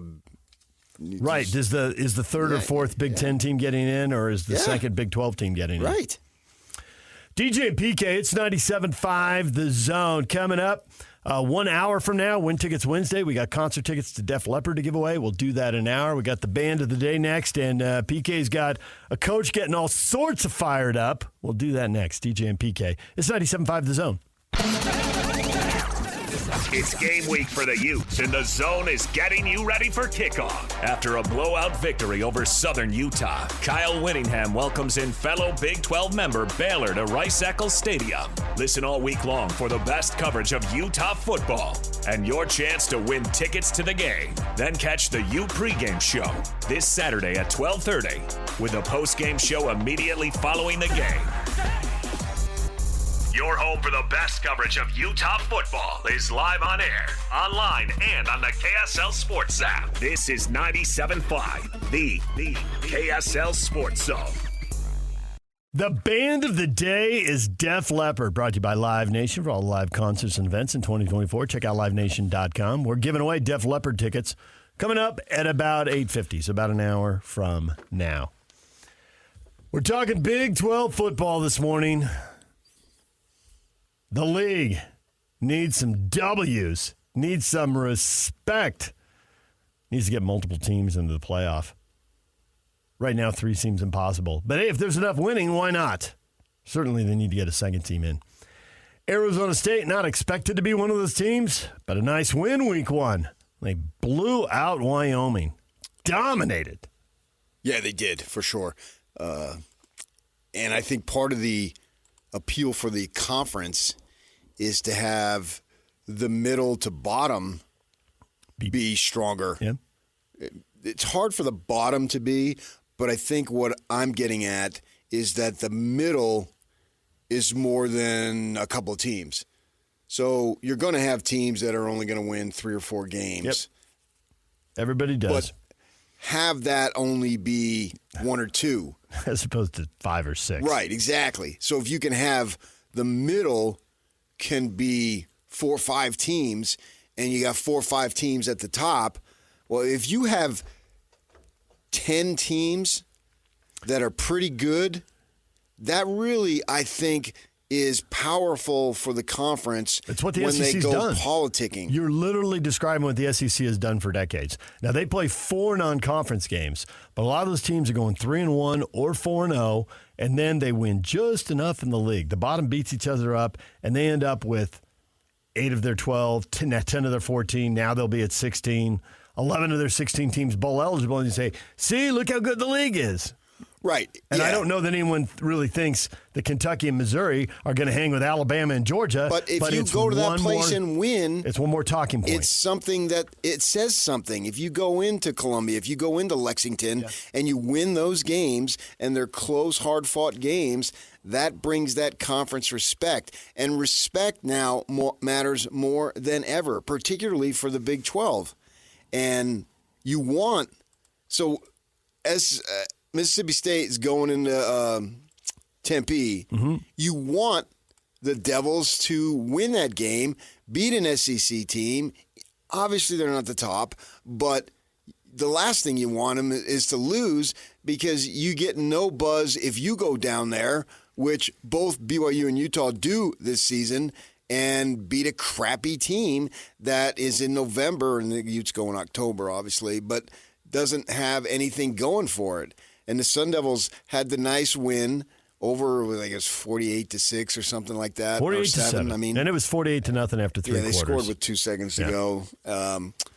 And you want them to at least be representative that, it's not a joke that you go play them like they have been the last few years because they're coming off the 3 worst years in literally the history of the program, and they only won 3 games. And if you think they're good, don't be telling their second-year coach, 34-year-old Kenny Dillingham, because he don't want to hear it. Yeah, today our kids thought that they won the Super Bowl on Saturday. They came out here with acting like we're an undefeated, good football team. We practiced like a 1-11 team today. Now, luckily, they responded the last 6 periods, and we had a really, really good inning of practice, but that was a 1-11 practice for about an hour and a half. It's pretty embarrassing. Comfort. People feel good about themselves. All y'all writing really good things and posting all these stats. We're #1 defense in America through 1 week. What kind of stat is that? Right? We're this, we're that. Look at all this really cool stuff. Oh, we're now the 14th worst team in the Big 12. What the hell are we doing? And we got comfortable, and I'm trying to prevent that from happening, but human nature seeps in, and we got to be able to eliminate that. We haven't done anything. We're still a nobody. Right, and we got to get that out of our heads that we played a really good football game. Who cares? All you all writing good things? Wait a minute, you yell us when we write bad things. We write bad things, you yell. We write good things, you yell. He's trying to build something there. I know he is. I get it. And honestly, it's just your fellow Thunderbird High grad, Pablo Mastroni, has been on the air. Yeah, and you get comfortable and you lose your edge, and the other guy comes in with the edge, and then you lose a game. I just like that. What the hell is that? Ooh, we're the 14th best team in the Big 12. You saw some power ranking somewhere, huh? Somebody did a power ranking and moved him up a spot. He was long from being born when Cush was a tough guy running around there. But the guy he's 34 years old. The guy knows the history. He does. He would have been born in 90, and Cush was done about 80. Maybe a little after that. Cush was done my first year, which was carry the one 79. Oh, okay. Yeah, by a year. My bad. Yeah, where they ran him off. But his parents are from there. He's heard. He knows. He's heard and he knows. And he's trying to build something. Whether he can or not remains to be seen. If he can, the place will be on fire because he's a local guy. Everybody loves to hear that. If you're a fan, even if you're not a fan, that's what you want to hear. What did he do? You won 1 game. Who cares? This isn't about 1 game that a team struggled a little bit. And Wyoming isn't that bad. It just got away from it, snowballed.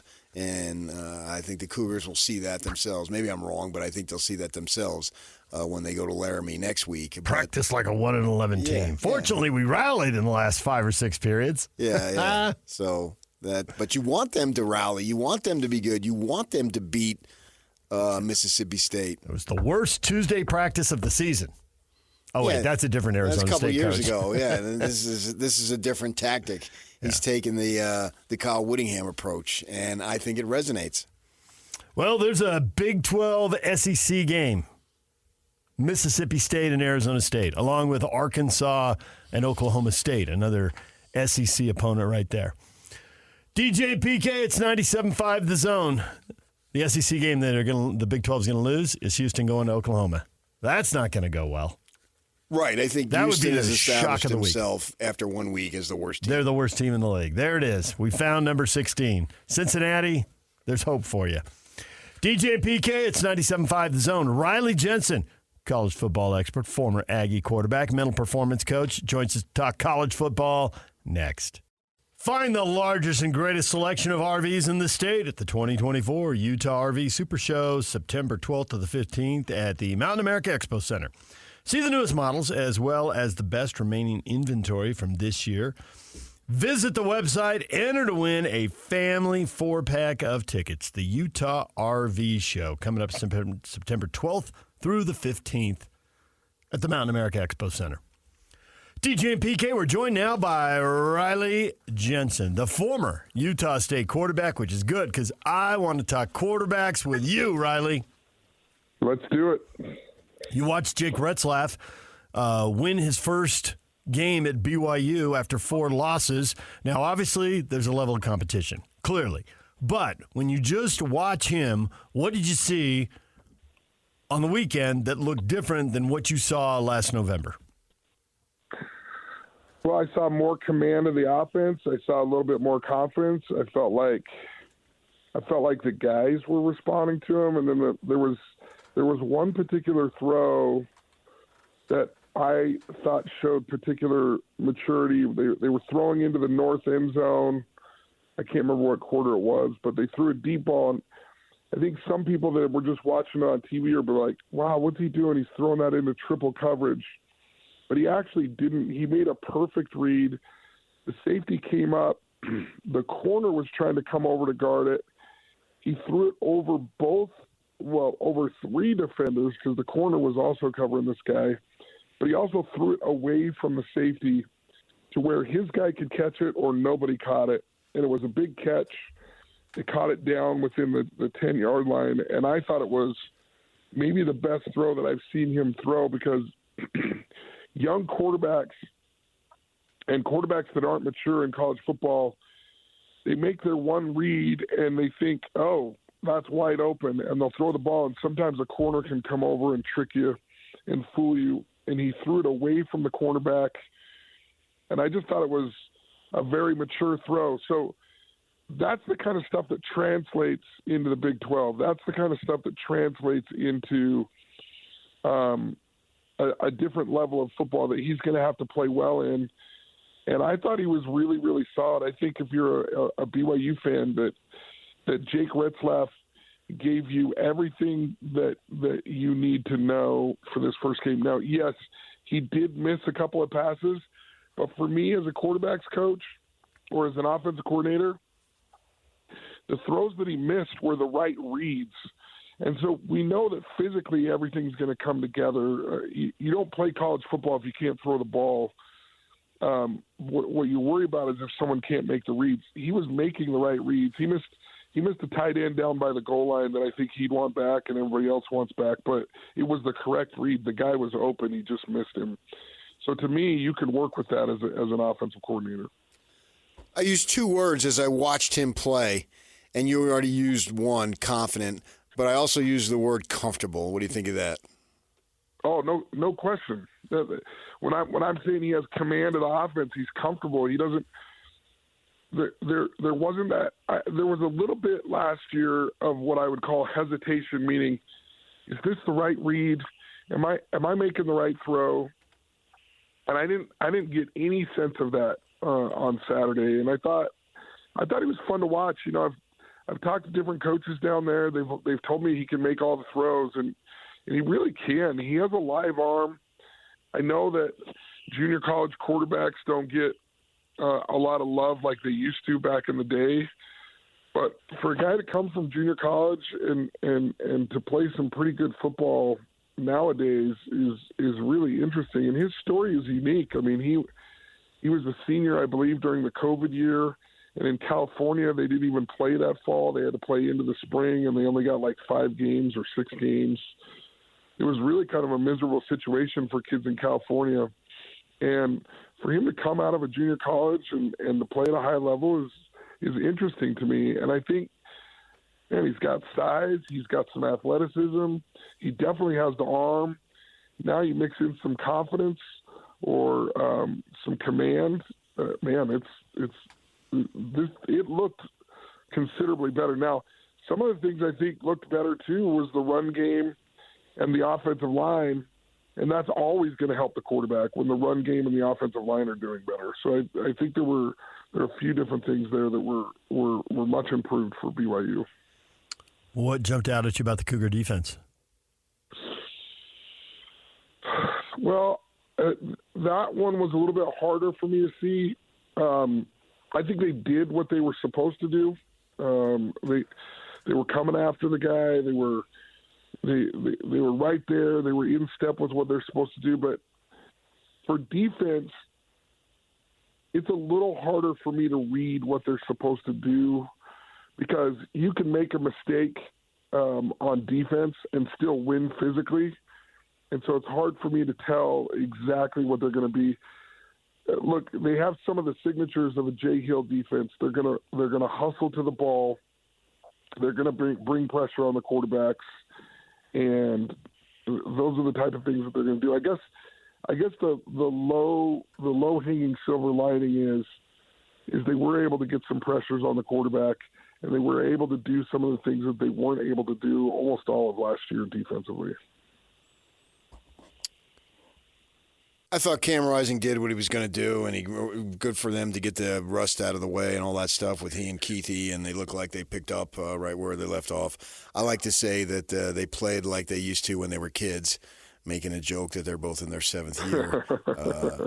I actually like that Wilson came in and threw a couple of picks because my line of thinking is for a quarterback to be good down the line, and his time is not now, but when that time comes, you have to make mistakes because that's the only way you can learn. So it's actually beneficial in sort of a roundabout way, the way I look at it. Yeah, 2 things to the comments you just made. I was really impressed with Keithy and with Rising from the sense of, I work with a lot of athletes who struggle with injury, right? And so to come out mentally, and it didn't even look like they missed a beat. I mean, I know everybody was like holding their breath a little bit. I think Cam ran a little bit more than everybody's comfortable with right now. But Keithy played well and Rising played well. They didn't look like they missed a beat. And that's not always typical for someone who's had some serious knee injuries or serious injuries in the past. So I think that's a good thing to check off the list. And then as far as Isaac Wilson goes, he's going to be fine. At the very beginning, he was a little bit amped up. Same thing as Retzlaff. He actually made the right read on his first interception. He just overthrew the guy, and that's to me that's an accuracy thing, or he's pumped up type of thing.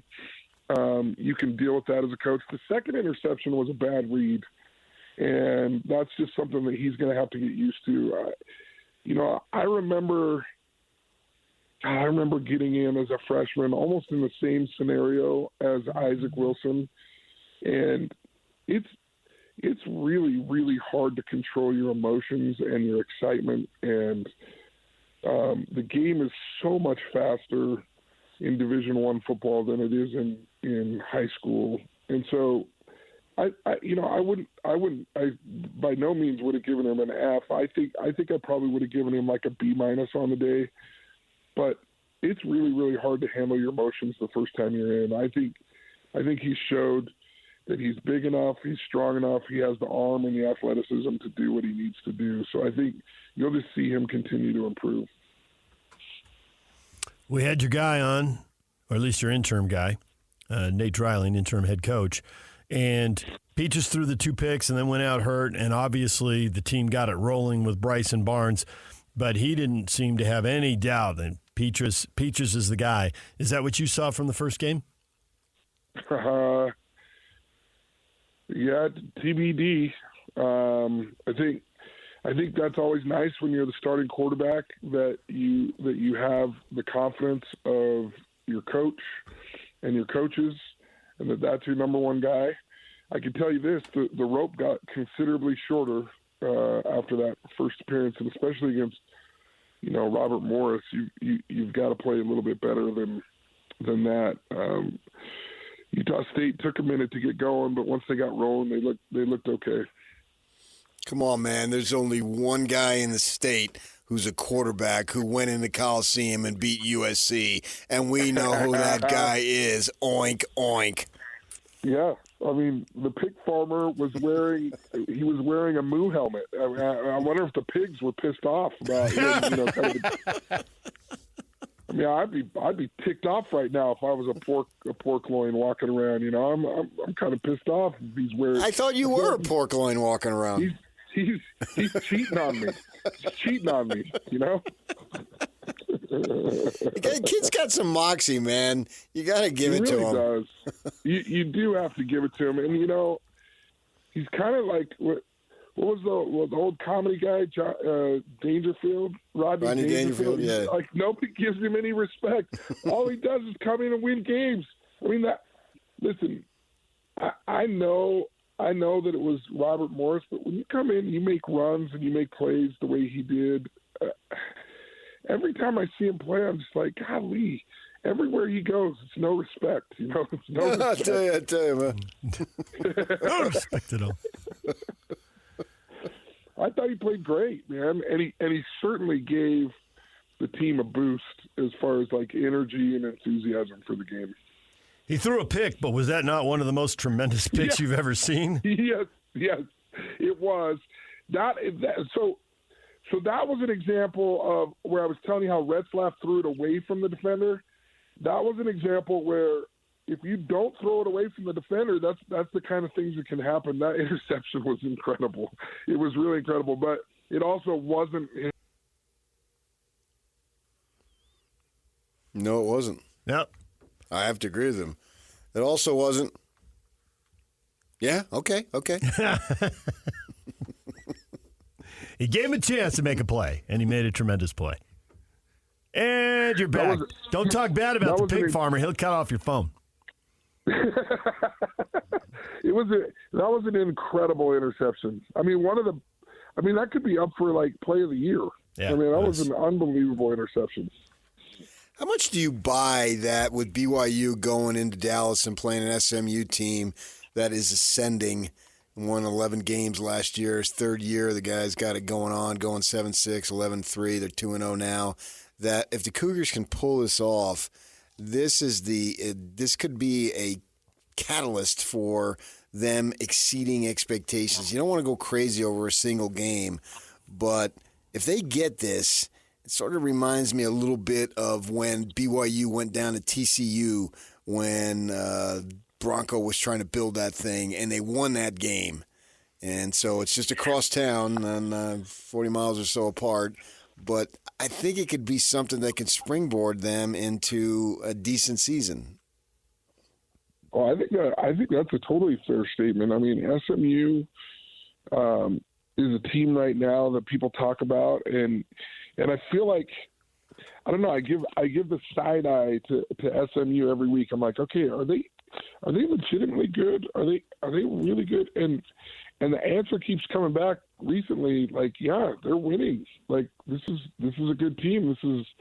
This is a program that can win football games consistently, and I think BYU would like to be in that conversation. And I think this is the type of team that if you went down to Dallas, you beat SMU. It gives you that confidence, that shot in the arm that, like, hey, we're back. We're back to playing competitive football in every single game that we're in. And a win over SMU would get people to start, like, giving BYU the side eye. Okay, so they're 2-0 now. What are they going to do? What do they look like? And certainly inside the program, that would be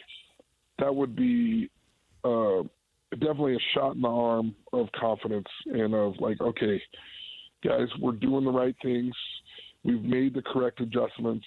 We're going the right direction. We still need to get better because there's no way that you won't need to get better in each game.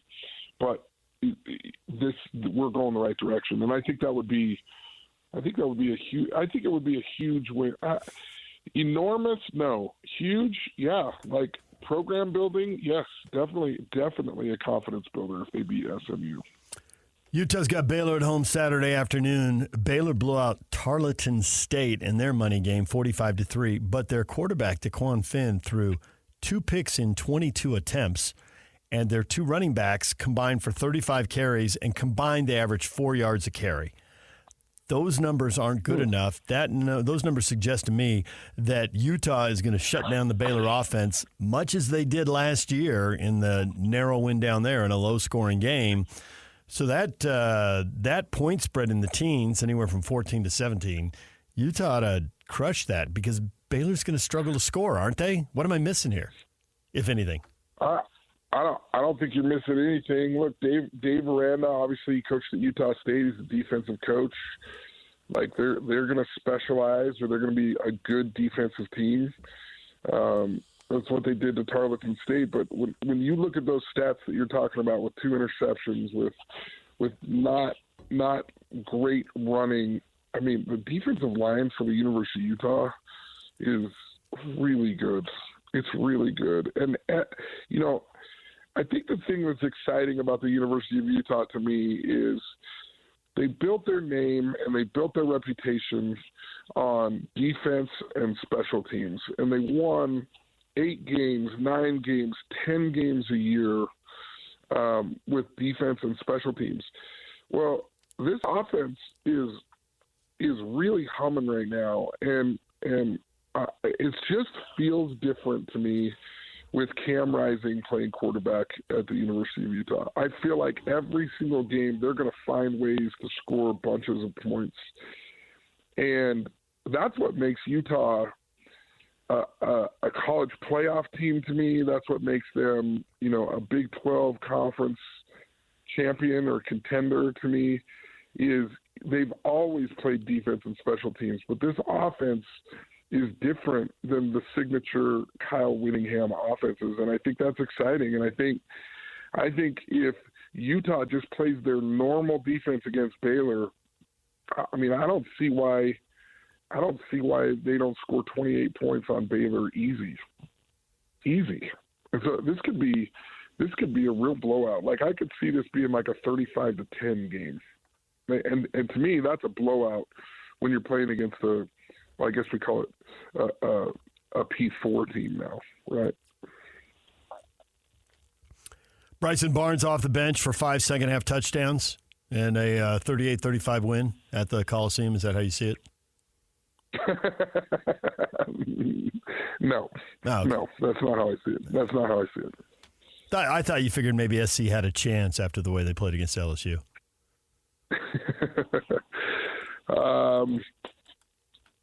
You're going in with low expectations. I'm going in with real low expectations. All right. Real low expectations. Well, good to talk. They looked really good. They did. And defensively was the big change to me. Yeah. Was a little bit of attitude defensively. Well, good to talk football and quarterbacks with you, Riley. Appreciate it. We'll talk to you again next week. Love you guys. Thanks, man. DJ PK, it's 97.5 The Zone. There's Riley Jensen, Steve Lansdale. PonyFans.com, publisher and SMU Mustangs radio sideline reporter, joins us at 9 o'clock. It's a Win Tickets Wednesday. We're giving away tickets in about 25 minutes. DJ and PK, it's 97.5 The Zone. Ready, go. It's game week for the Aggies, and the Zone is getting you ready for kickoff. It's a late-night Saturday showdown for the Aggies as they square off against USC at the Coliseum in Los Angeles. Listen all week long for the best coverage of Aggie football. Then catch all the play-by-play action beginning with the Aggie pregame show this Saturday at 8 p.m. Your home for all the play-by-play coverage of Aggie football is live on air, online, and on the KSL Sports app. This is 97.5, the KSL Sports Zone. DJ and PK proudly presented by our title sponsor, Black Desert Resort, Utah's premier golf resort. DJ and PK, it's 97.5 The Zone. PK, the people just don't want to. They don't want to. But they gotta. They do not want to. Big 12 has some big games this weekend. How much are you and Cougar fans rooting for their brethren?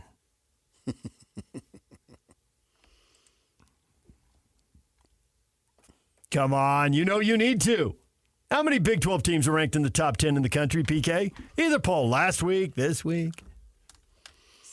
Zero. Yeah. There's no respect for anybody in the league. I tell you, I know last week, oh, man, I was bad. I was like, I'm okay.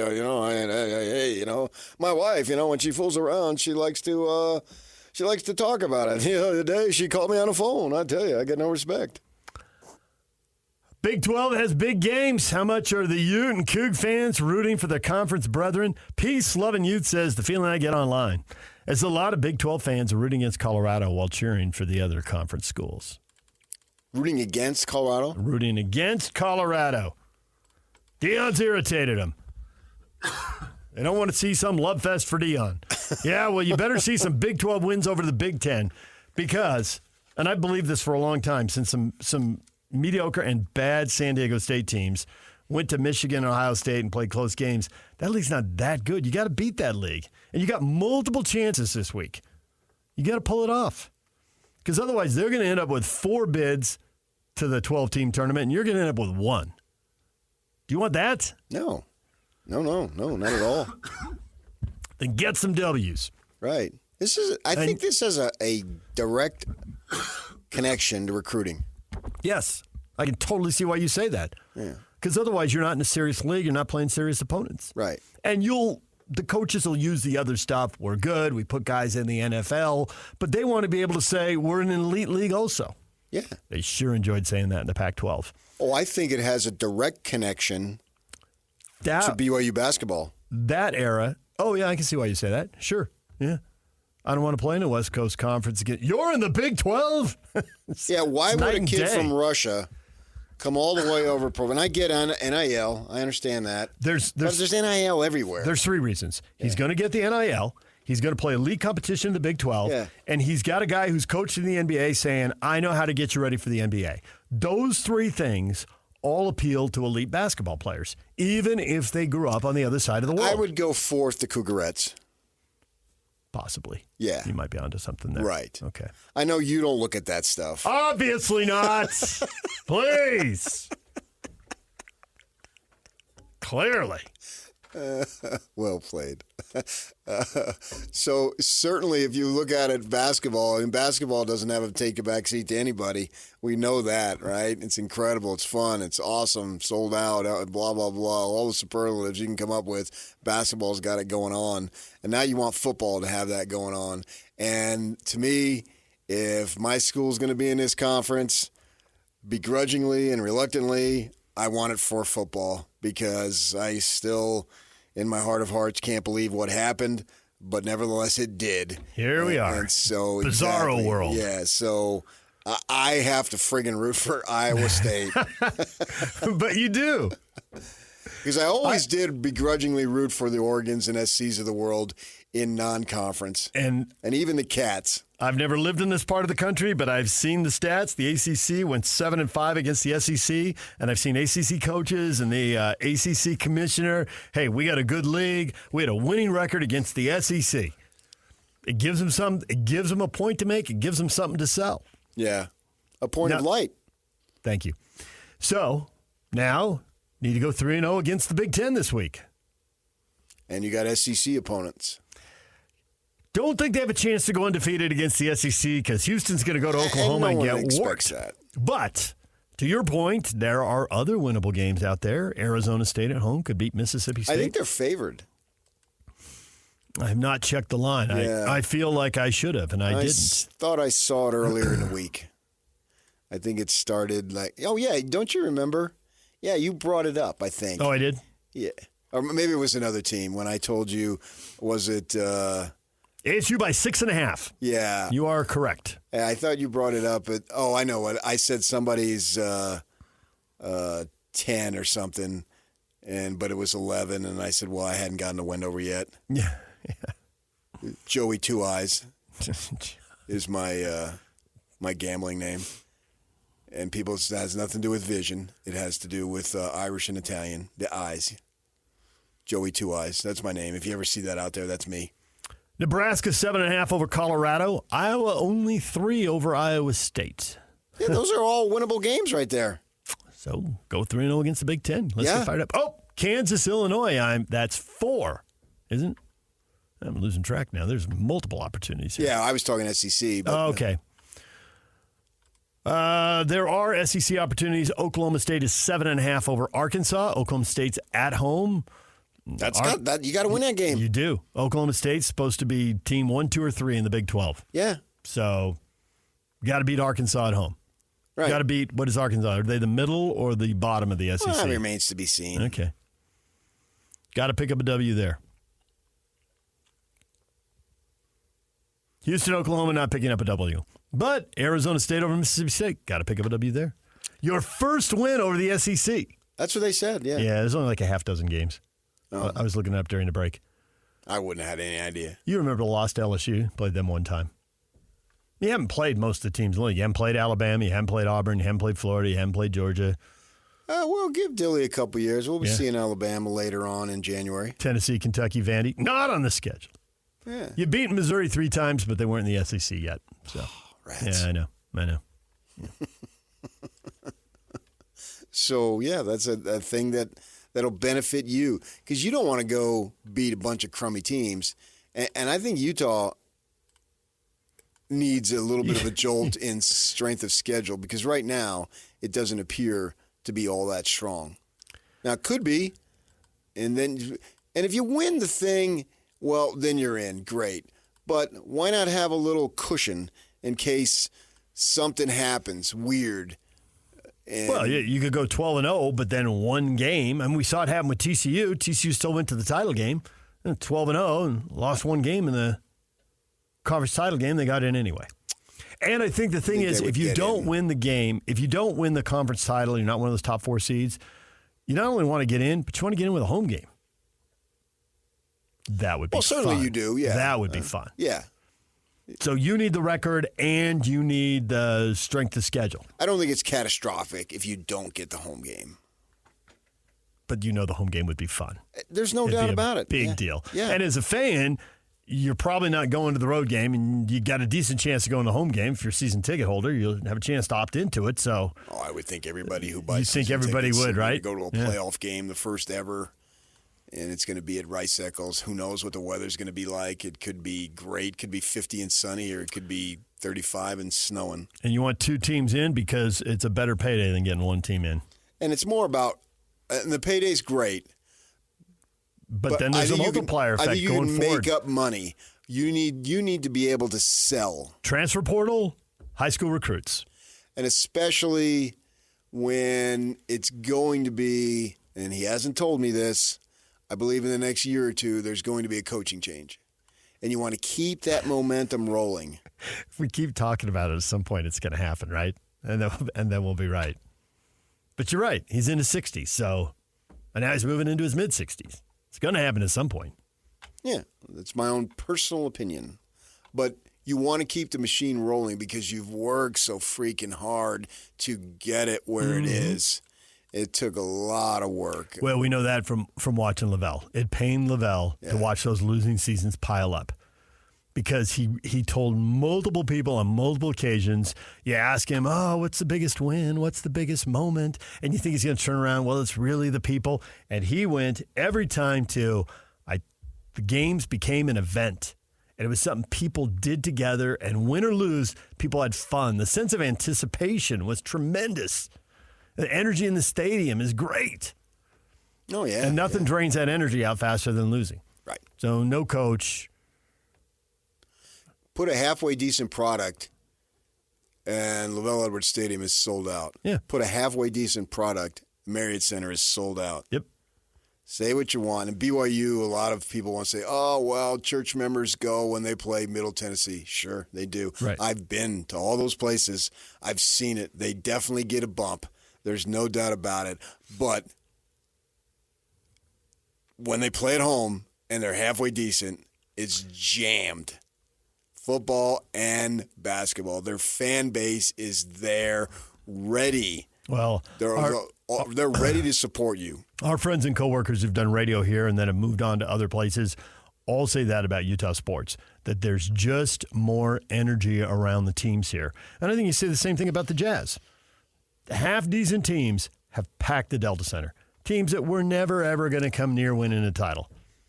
Yeah, some of that, though, you get other for the opposition. Sure. I don't think you're getting for the opposition when At BYU? Southern Illinois comes in. Nope. You get the parents who show up and all that. No. But you're getting the hardcore Cougar fan that comes in there. Be interesting to see if we get that with hockey, if hockey's packed.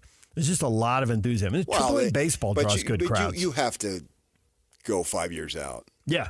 There'll be a honeymoon effect. The buzz for sure. will be there. And then they'll have to see if they can do some winning and be halfway decent. Yeah, which I think they will. I think they're trending in the right direction in that regard. So I think that will happen.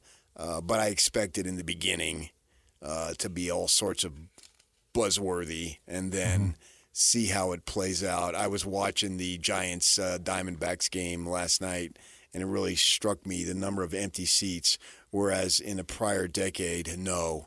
Why? Because they were winning big. You know what I mean? Yeah. They had it going on. That might be the greatest time in San Francisco Giants history for the rest of their lives. Who knows?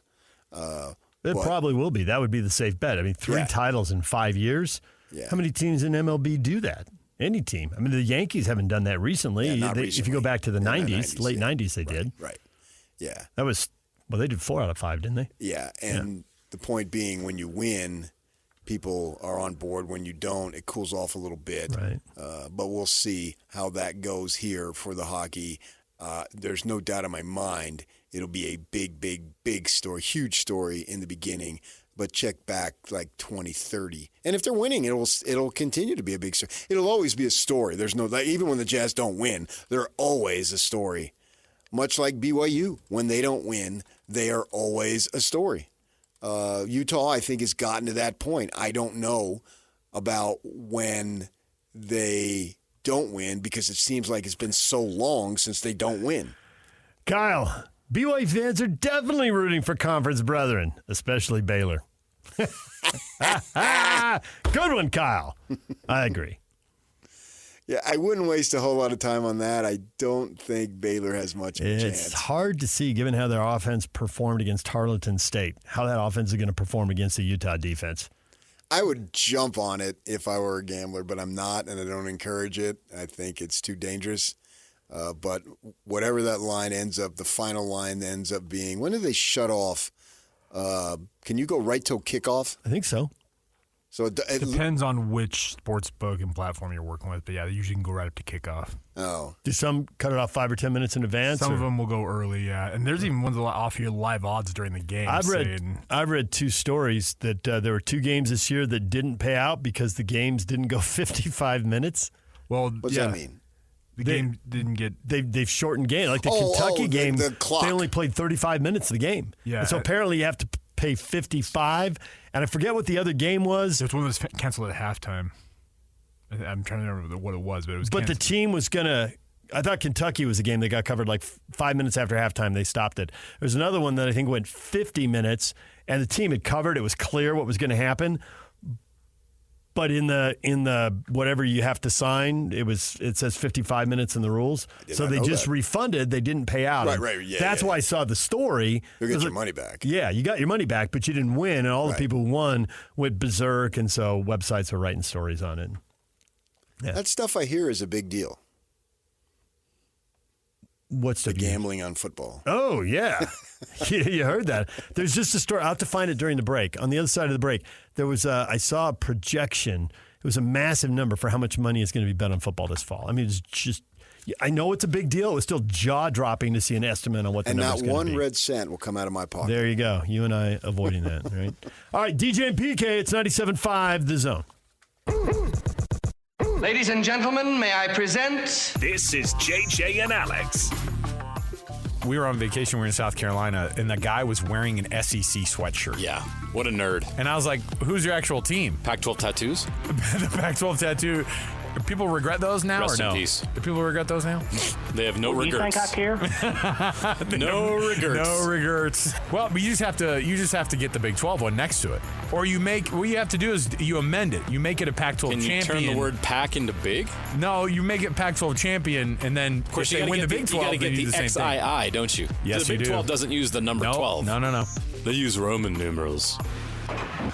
Catch JJ and Alex afternoons from 3 to 6. Presented by G2G Bars on 97.5, the KSL Sports Zone.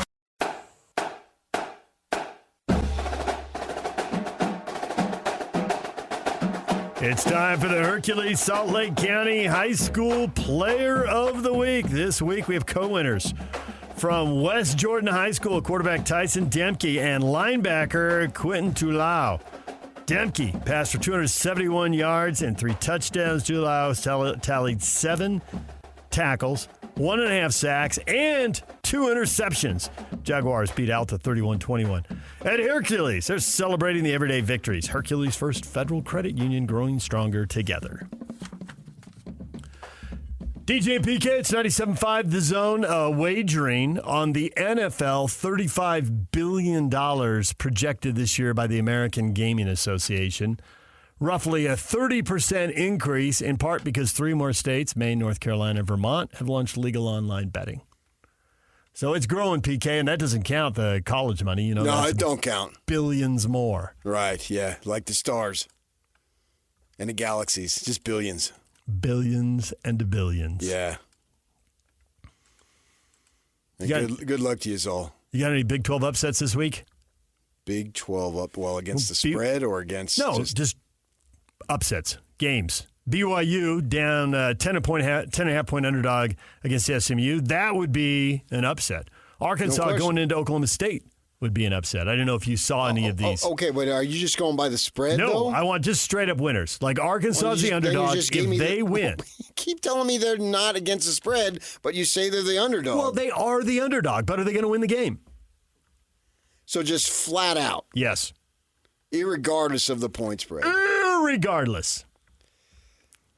I mean, Iowa State beating Iowa would be an upset, and you can pick that because Iowa is favored. 3 points, it wouldn't be a shocker. Iowa State's a program that I believe is ascending. I mean, when you got a quarterback named Rocco. Yeah, you're on board with Rocco backed. Yeah. He stepped in last year as a freshman. The only thing is his last name doesn't end in a vowel. That's got me a little confused. Well, if it did, he'd probably be at Rutgers, not in Iowa.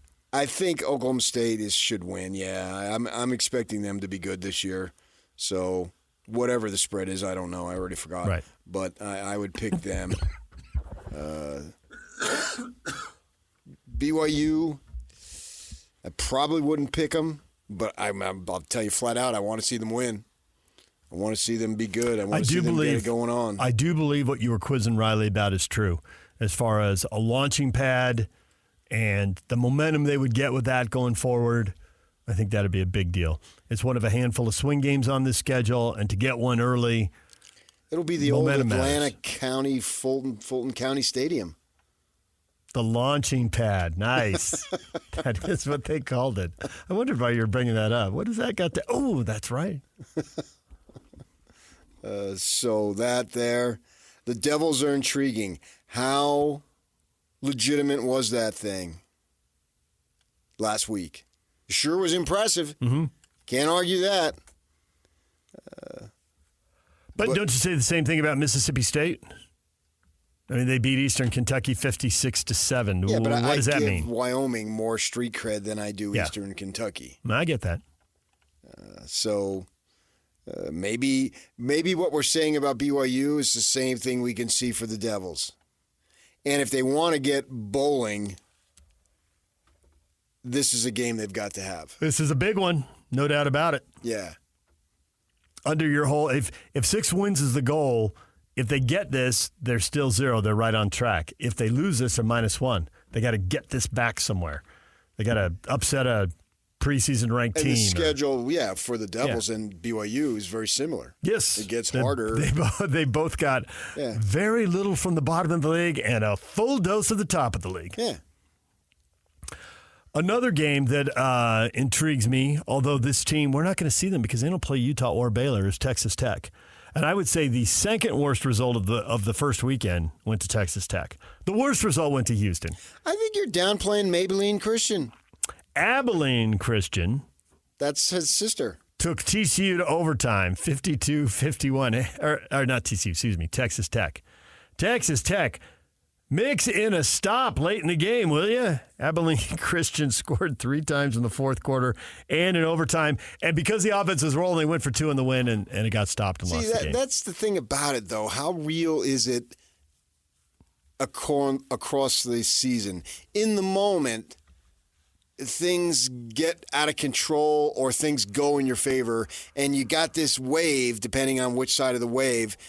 How legit is it constantly? You know what I mean? I do. The Devils had it going on. They piled it on. And everything was going their way. And what does that mean next week and so forth? And then they had a terrible practice, according to Dillingham. Maybe this is what Tech needed, the scare they needed to really focus them. Right. Maybe this is the best thing that happened to them. And we'll know more after we see them play at Washington State this weekend. Yes. DJ and PK, it is time for our Win Tickets Wednesday tickets. We've got Def Leppard tickets right now. They're at the Utah First Credit Union Amphitheater on September 10th. Call now, 801-575-ZONE. 801-575-ZONE. A pair of tickets to see Def Leppard to caller 12 right now, 801-575-ZONE. We're talking with Steve Lansdale, PonyFans.com publisher and the SMU Mustangs radio sideline reporter. He joins us next. The Utah RV Show's coming up. You can find the largest and greatest selection of RVs in the state at the 2024 Utah RV Show. It's the Super Show, September 12th to the 15th at the Mountain America Expo Center.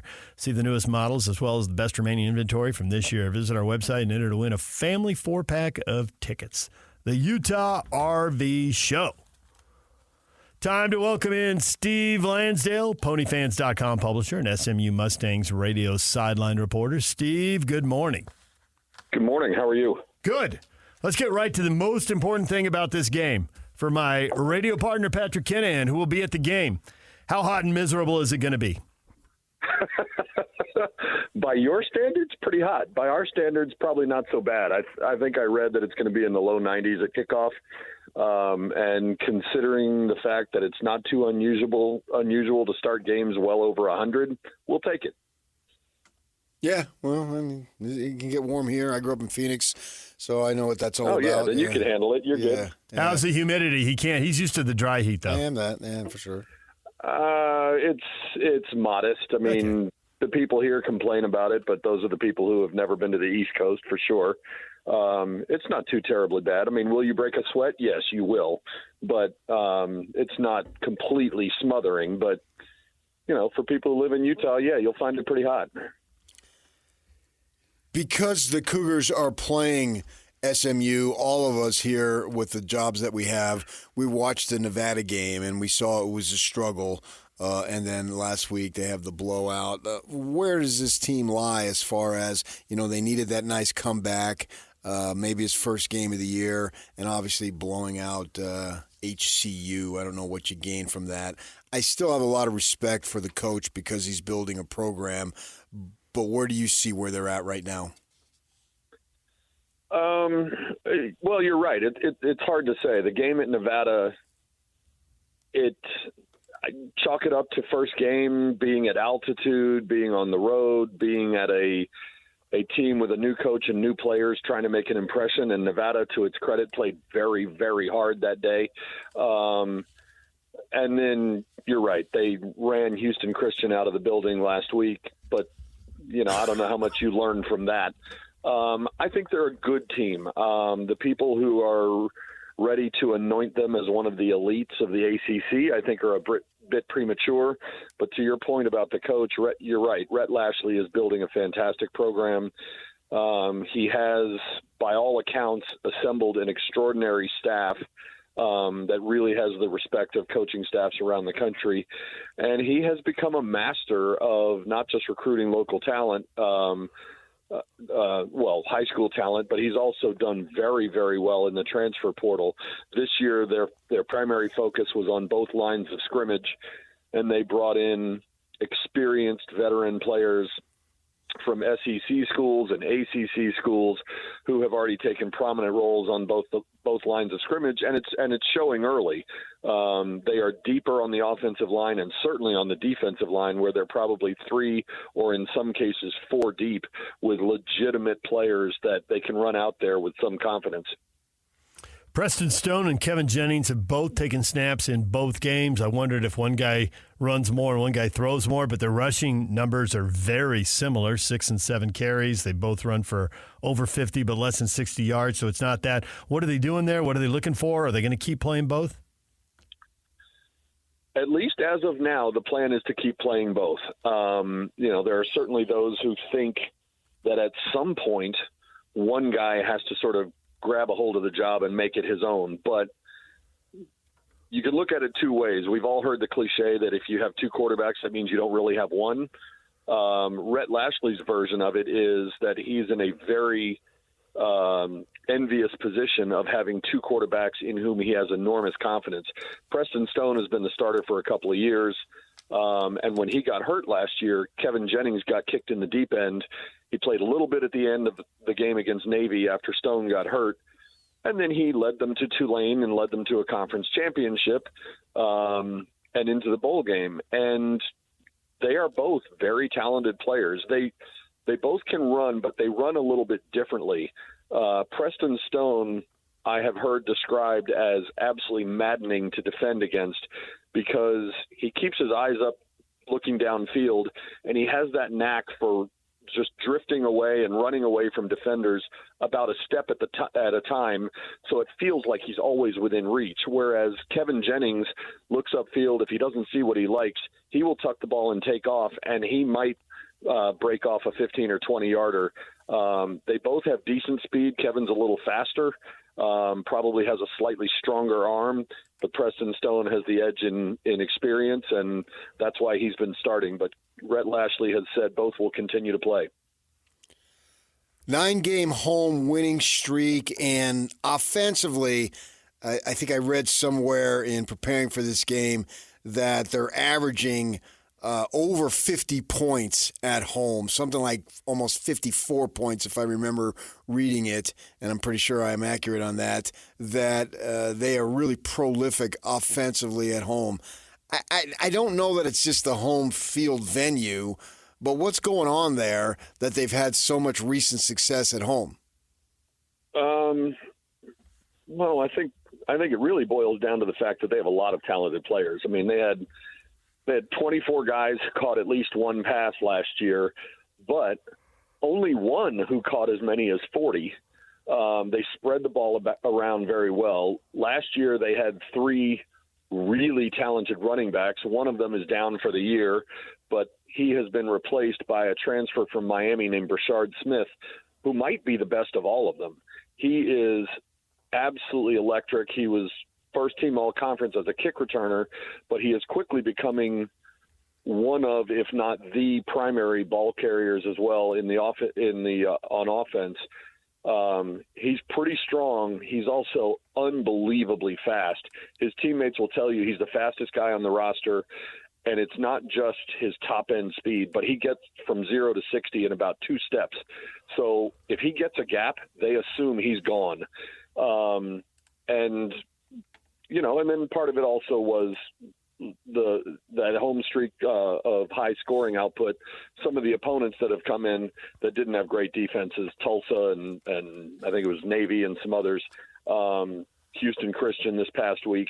So that obviously magnifies the numbers as well. But home or on the road, it's a pretty potent offense. They can put up points on a lot of people. And one of the reasons for that would appear to be the tight end R.J. Maryland, who had good numbers as a freshman, better numbers as a sophomore, had an outstanding game in Reno. Did he get hurt, or were they just protecting him week 2? Because he only had 1 catch for 11 yards, which after 8 for 162, that was surprising. He did not get hurt. Okay. To the best of my knowledge, he is 100% ready to go. I think the simple fact of the matter is they didn't need to rely on him. Okay. When they were in Reno, they were down 11 points with, I don't remember, 8.5 minutes left or something like that. And he is the security blanket for the quarterbacks. And they basically started looking for Maryland left, Maryland right, Maryland over the middle. Because when he gets in one-on-one, the quarterbacks will tell you they think that when R.J. Maryland gets in one-on-one coverage, that means he's open. He is a big, strong dude. He's up to 245 pounds or something, which is about 30 pounds heavier than when he arrived. And he's an elite athlete. You know, he's the son of Russell Maryland, the former number 1 overall pick with the Cowboys 25 years ago or whatever it was. He is an absolute handful, though. He can run, he can block, he has fantastic hands. He runs great routes, and on top of that, he is the most humble kid on the team. He's one of the first to celebrate his teammates' accomplishments, but he's going to cause matchup headaches for a lot of defenses. I thought defensively, as the game wore on in Reno, the defense got more acclimated with what was going on. Don't know, I didn't watch the game last week, but, you know, lesser competition. So I'm figuring that, I don't know if it was, what would you say, not a shock to the system that Nevada had as much success as they did, but it was okay to where the defense has got something to build upon. Yeah. I mean, last year, the SMU defense really took a major step forward. You know, for a long time, it sort of felt like the Mustangs had to outscore you 45-42 to win. And that changed last year. I mean, they had been getting better, but last year the defense really arrived. And for all of the offensive accomplishments we've talked about, the coaches will tell you that the defense last year was the reason that they won 11 games. And that has continued this year. Again, they are 3 to 4 deep across the defensive line, and they're not just warm bodies. These are veteran, grown men who played at places like Miami and Arkansas and transferred in. They have the best trio of linebackers they've had in ages around here, and the secondary. The secondary is solid, especially at the safety position. Defensive coordinator Scott Simons also coaches the safeties, and he has some absolute studs in Jonathan McGill and Isaiah Wacobia, Ahmad Moses, and it's the best defense they've had in a long time. You're right. You can't take much out of the Houston Christian game because they weren't really tested. But the previous week in Nevada, the Wolfpack came out breathing fire and was trying everything they could to impress in its first game under a new coaching staff, and they played really hard and they played really well. And then SMU made some adjustments, and the second half was much more. The field tilted much more in SMU's favor, partly because of that defense. Dallas in the Fort Worth area, massive sprawling area, famous for its traffic. Friday, kind of on the early side, 6 o'clock Central Time. There going to be a lot of people at this game? I think there will. I mean, excitement is really high right now around the SMU program. And let's be honest, they're also expecting a lot of BYU fans to be there. I know there are a bunch in the DFW area. You're right. A 6 o'clock game on Friday means there will be some cars on the road. That's for sure. But pregame tailgating at SMU is a pretty impressive experience. And there will be people out on campus by early afternoon getting ready for it. They may wander in at the end of the first quarter, but with the new expansion that they did on the stadium, it now seats 40,000, and I think they're expecting close to a full house. He's really energized this program. You got to just sit back and think, wow, they've got it going on right now, and if they can build on this and going in the ACC, that there is a lot of enthusiasm and excitement around this program as we speak. You're absolutely right on that. You know, he has said several times that in years past, he and his staff would be in on a hotshot recruit who would say, you know, Coach, I really like you. I like the school, but the conference isn't what I'm looking for. I want to go to a higher level conference. Well, now that they are in the ACC, there have been some really, really good players from the North Texas area who have transferred back because they're playing at a higher level, and now they're closer to home. And he has fully embraced that as sort of a second chance landing spot for a lot of these players. But it's also a much higher level of recruits initially looking at and committing to SMU as well. Rhett Lashley he's a very, very good coach. And you're right. He has embraced it. He has embraced the Dallas community. I think the Dallas community has embraced him. He sells the program everywhere he goes. Right now, he's really pushing a lot of the right buttons. Well, beat the traffic. You're not going to have a problem with the heat. Enjoy the game, Steve. We appreciate you spending a few minutes with us, getting us up to speed on the ponies. Absolutely. Thank you so much for having me. Steve Lansdale, SMU Mustangs radio sideline reporter and publisher of ponyfans.com. A manageable schedule for SMU, PK, off to a 2-0 start. If they could get this and be 3-0, they got a bye week to get ready for TCU, which is always a big rivalry game in that part of the state. For sure. Florida State's lost a couple. They're coming up next. They're coming in. So SMU could really have it rolling here heading into October. I agree. Yeah, it's a big game for both teams. DJ and PK, when we come back, everything you missed in this show. Utes, Cougars, Aggies, it's all on the way. Stay with us. It's game week for the Utes, and the Zone is getting you ready for kickoff. After a blowout victory over Southern Utah, Kyle Whittingham welcomes in fellow Big 12 member Baylor to Rice-Eccles Stadium. Listen all week long for the best coverage of Utah football and your chance to win tickets to the game. Then catch the Ute pregame show this Saturday at 12:30 with a postgame show immediately following the game. Your home for the best coverage of Utah football is live on air, online, and on the KSL Sports app. This is 97.5, the KSL Sports Zone. DJ PK, it's 97.5 The Zone. 9 a.m. Slacker Radio Headlines brought to you by Tim Dolly Mazda Southtown. Find your new Mazda at the south end of the valley at Tim Dolly Mazda Southtown. That's Tim Dolly Mazda Southtown in Sandy. We've covered a lot of ground this morning, PK. Utes, Cougars, Aggies. We're joined by Riley Jensen, who thought Jake Retzlaff made the right reads. Forget the stats and all that. Was he seeing the right things on the football field? And he thought he was. He was. I agree. Very confident in the progress that Retzlaff has made in the offseason. Night and day. He'll be one of the greatest quarterbacks that they've ever had coming from the junior college ranks in the Inland Empire. You really narrowed it down there. That was good. Sarkisian would be the other JC quarterback. But he was more on the coast. He wasn't in the Inland Empire. Right. Inland Empire being San Bernardino and Riverside counties. Thank you. Although he did play at two JCs. Riverside and where else? Golden West. Golden West. Riverside was that in Orange County? I don't know where Golden West is. It's down by south of Long Beach. Okay. Coastal.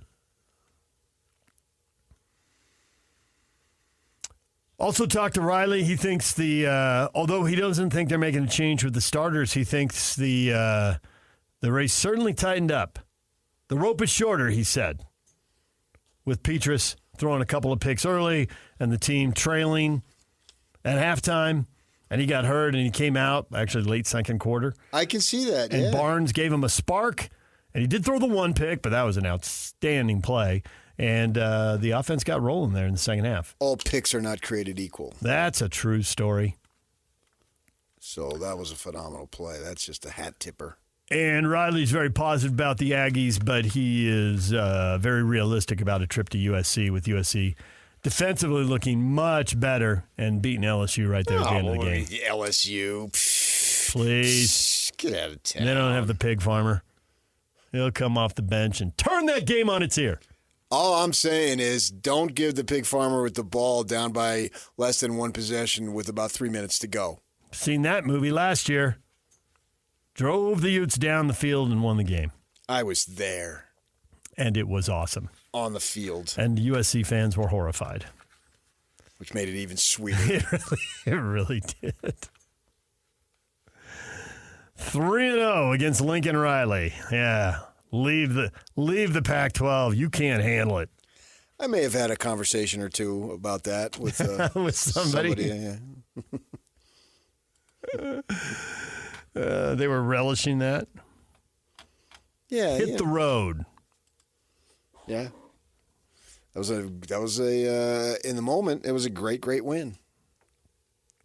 I mean, anytime you win on a last second field goal, it's exciting. Yep. No doubt about it. And then obviously SC, and then the venue too, and all that. So it was 4 straight wins against USC, 3 against Lincoln Riley. But Correct. They got one before he got there. Nobody counts that one, though. They were a mess that year. That doesn't count. They all count. It's fun to beat USC. I know. Let them suffer. I get of the four, it's the least impressive. I get that. Didn't BYU beat them, too? BYU did beat them on the Thanksgiving weekend. Yeah. Went down there and had a million injuries and were way down the depth chart. And who was a running back who came in and scored late in the game, Yak? Somebody came in, was it a lone? For BYU? For BYU, was it a lone peak guy? Oh, McChesney? Yeah, Jackson McChesney. Yeah, and got him a touchdown. They had to have at the end of the game to seal the game. Hurt. And then he gets injured. And he happened like 4 times in his career. He'd come in, be a battering ram. Next week you find out he's injured and out for the season. I know, that sucks for that young man. Yeah. But he'll always have that. Yeah, he will. At the Coliseum, scored a touchdon to lock up the SC game. Capping a big win. And I had heard, actually somebody told me that after that game, SC offered Algier a pile of money to come. I believe it. But he was going to the NFL. Yeah, I got a big pile of money over here. Thanks. Yeah, he wasn't guaranteed, whereas at that point, he could have been guaranteed. But obviously it worked out. So we talked Utes, Cougars, and Aggies with Riley. Wherever you get your podcast, you can go listen to that. He had plenty to say. Like us, he can't figure how Baylor is going to score points against the University of Utah defense. That Baylor offense, although they got the 45 points against Tarleton State, they didn't run the ball convincingly. They threw it at times well, but they also turned it over when they threw it. It doesn't seem like their offense versus the Utah defense is going to be a fair fight. Remains to be seen. I mean, certainly I favor the Utah defense, but I don't know that they're shutouts every single time I agree with that. I mean, the Ute defense has had a lot of great performances the last couple of years, but they didn't have shutouts. They've held a lot of people to 3 points, 7 points, 10 points. Long line of those teams. But given what the Utah offense has, what is 10 points going to do? As Riley suggested, maybe get you beat 35-10. Man, you're really high on the Utes this year, huh? I'm high on them this week. We'll see with Oklahoma State and Arizona. Maybe you're just high. That could be early in the morning for that. Steve Lansdale, ponyfans.com, just joined us. Thinks they're going to play 2 quarterbacks again. Both guys have been effective. Could be the exception to if you have 2 quarterbacks, you have none. I think they got an established starter, though. Oh, that's what he says. Yeah. Got a junior and a sophomore, both playing well. Yeah. Keep them both happy if you can. Good luck with that. I don't know that coaches worry about that. You got to win the game. It's like I told you with BYU. They weren't looking to start Retzlaff because he was a junior. They're looking thought he was the best player. Yeah. There's too much pressure. Things change so dramatically. If a kid wants to go, there's the door. And they go.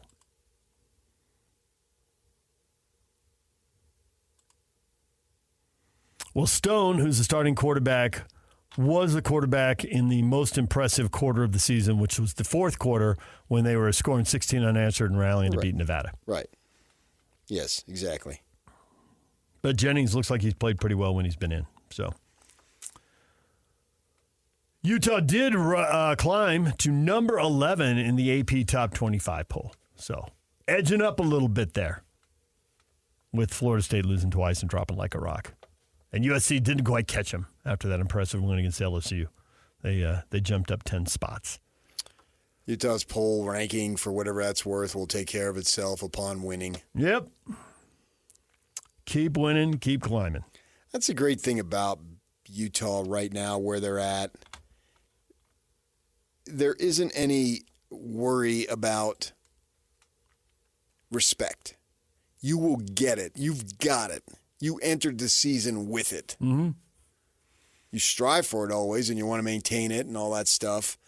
But it's not like they have to really just blow out people every week to be able to get more and more and more. It'll take care of itself. You have to blow them out, and you're playing at 8:30 at night, and when the blood ends at midnight here and 2 a.m. in the East, did anybody notice? It's different now. That was then. This is now. And you got a 1:30 kick against Baylor, and eyes are going to be on you. I think they're going to get 1:30 kicks against Oklahoma State and Arizona. Eyes will be on them then. Maybe not the Arizona game, but certainly the Oklahoma State game. Maybe the Arizona game too. Eyes will be on you. What are the windows? Well, the Arizona game could end up at 8:30. I mean, they do have, this past week, ESPN and FS1 both took a Big 12 game. I think that here in week 2, only one of them is. I think FS1's taking a Big 10 game. Somebody's playing late at night. I can't remember who it is. Oh, it's USC. Utah State USC is a 9 o'clock game, I think. So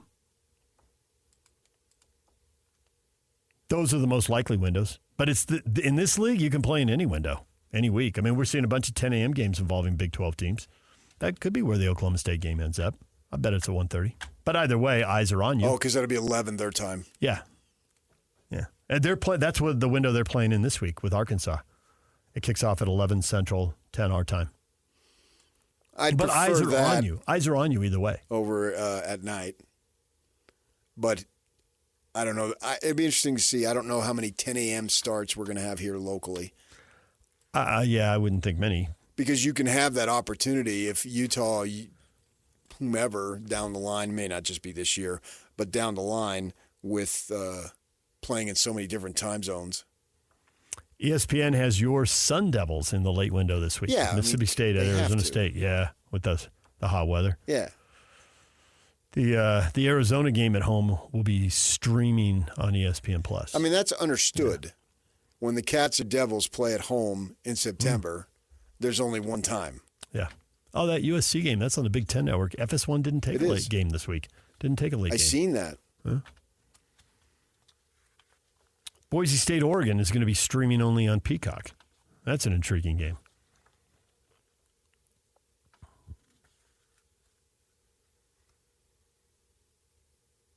We talked a little NFL today. The money's rolling in. Trent Williams, 49ers, agree on an $82 million deal. $25 million signing bonus, $48 million at signing, because I guess he's going to get his salary up front for the year, or most of it anyway. A lot of money for Trent Williams, but the Niners put their team together. Brandon Ayuk told reporters he made it a little bit more difficult than it needed to be. Another diva wide receiver. If you got what you wanted, just get into camp already. Get on with it. We got what he wanted. And he's in camp. And he didn't get to go to camp, which may be part of what he wanted. Dak Prescott negotiations continue. Those aren't done yet. Sounds like they will be soon, but they're not done yet. Sounds like a little bit of a thawing going on there. And New Jersey, the Garden State, your home state, ready to lure the Philadelphia 76ers across the river. $400 million in tax credits. Going to build a mixed-use waterfront development area. Residential, commercial, retail properties. The Sixers in their arena. Anchoring it. That'd be right across from downtown. As opposed to south of town a little bit in that, I don't know, what is it, like a stadium park? Oh, the sports complex? The sports complex has baseball, football, the NBA. Do they still have the old arena there? Do they tear it down? They might have two arenas in there. The Spectrum, I think it's done. It is down now? I'm not positive. Yeah. So a lot of people going down there for a lot of games and concerts. I wish you didn't travel with the soccer. Too bad. I did. Drove right by it. There it is. I'm so glad you're not going now. I know you're disappointed because you wanted the life on the road. Crushed. But no, then I don't have to hear about your representation of these places. Too late. Stuck with it. 105.5 miles an hour. Ben Joyce. Nobody throws harder. That is Ben Rejoice. They're rejoicing he throws that hard? Yes. Angels need something to rejoice about. See all the Dodger fans? He's going to make a great Dodger one day. Just rubbing in the Shohei Ohtani acquisition. I guess so, man. I mean, their top guys were all purchased. And Betts was a trade, but it was with a contract extension, if I remember. And then Shohei was a free agent, and Freddie Freeman was a free agent. There's a trend there. Hernandez, who hits fourth or fifth, he was a free agent. Yeah, a lot of free agents flocking to the Dodgers with their money.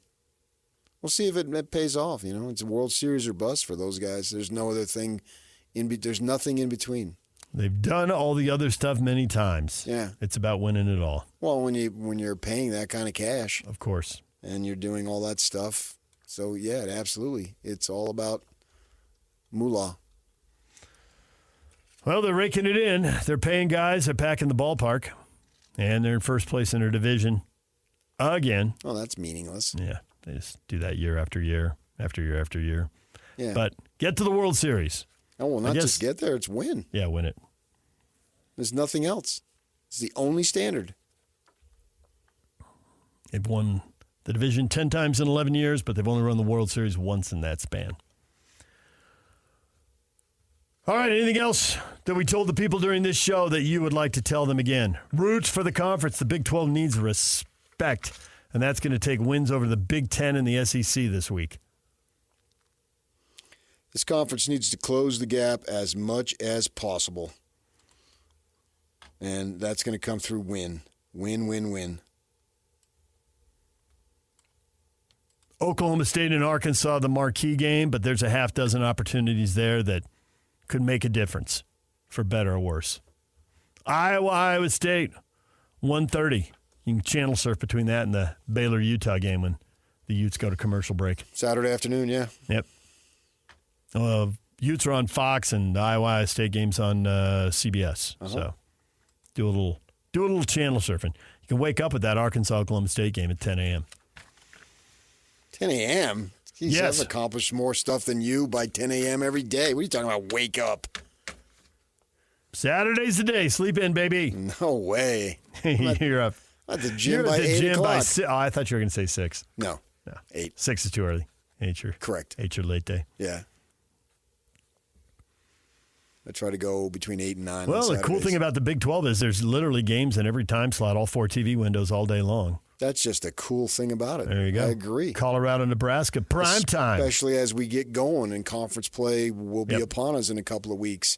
And then you have implications. You want this team to win, so it helps you, blah, blah, blah, all that stuff. All starts with BYU and SMU Friday night, ESPN2. I did read that somebody was saying that there was the last time ABC had a dispute, it wasn't with DirecTV, it was with somebody else, but it got resolved right before Monday Night Football.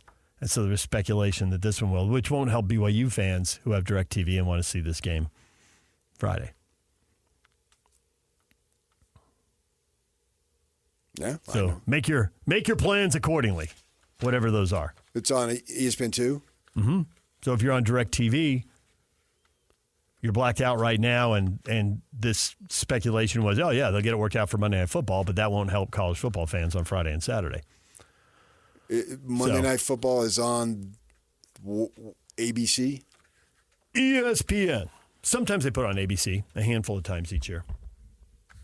Not routinely, not regularly. Okay. It's on ESPN every Monday. It's on ABC some Mondays. And sometimes they have like 2 games. They put one on ABC and one on ESPN. Mm-hmm. I haven't doped out the whole schedule for this year. They're probably out there somewhere if I'll you give care. you something to do in the break. Oh, cool. I'll work on it. DJ and PK, when we come back, your feedback next. Stay with us. And it's all over almost here. Don't go nowhere. Nominate the youth sports volunteer that you know for the Hercules Hero of the Week. Submit your nomination at kslsports.com/contest and listen every Thursday afternoon to JJ and Alex for the winner. Help us celebrate the efforts of those volunteers making an impact with the Hercules Hero of the Week. Sponsored by Hercules First Federal Credit Union and Beehive Meals. 7 Monday Night Football games on ABC, PK. 2 of them doubleheaders where they have different games on ESPN and ABC. So look forward to that. 7 games this Monday? No, 7 Monday Night Football games over the course of 17 weeks. They only have 7 Monday night games this year? Stop.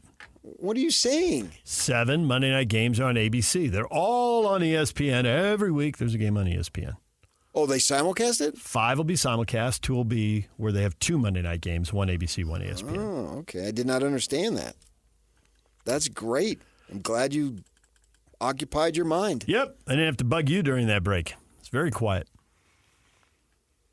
Question of the morning. The Big 12 has some big games this weekend. How much are Ute and Cougar fans rooting for the conference brethren? real sports fan is completely focused on BYU. Well, he's a real sports fan. Now that the quarterback competition is over, will Retzlaff get even better and have more chemistry as he takes more than 50% of the reps in practice? Plausible. I guess it remains to be seen. Can't guarantee it, but I get where you're going with that logic. Okay. Sure. But this is a mystery, though.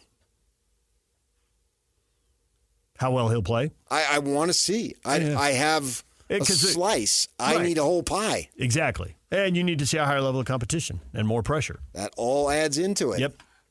Yes. We only got a slice.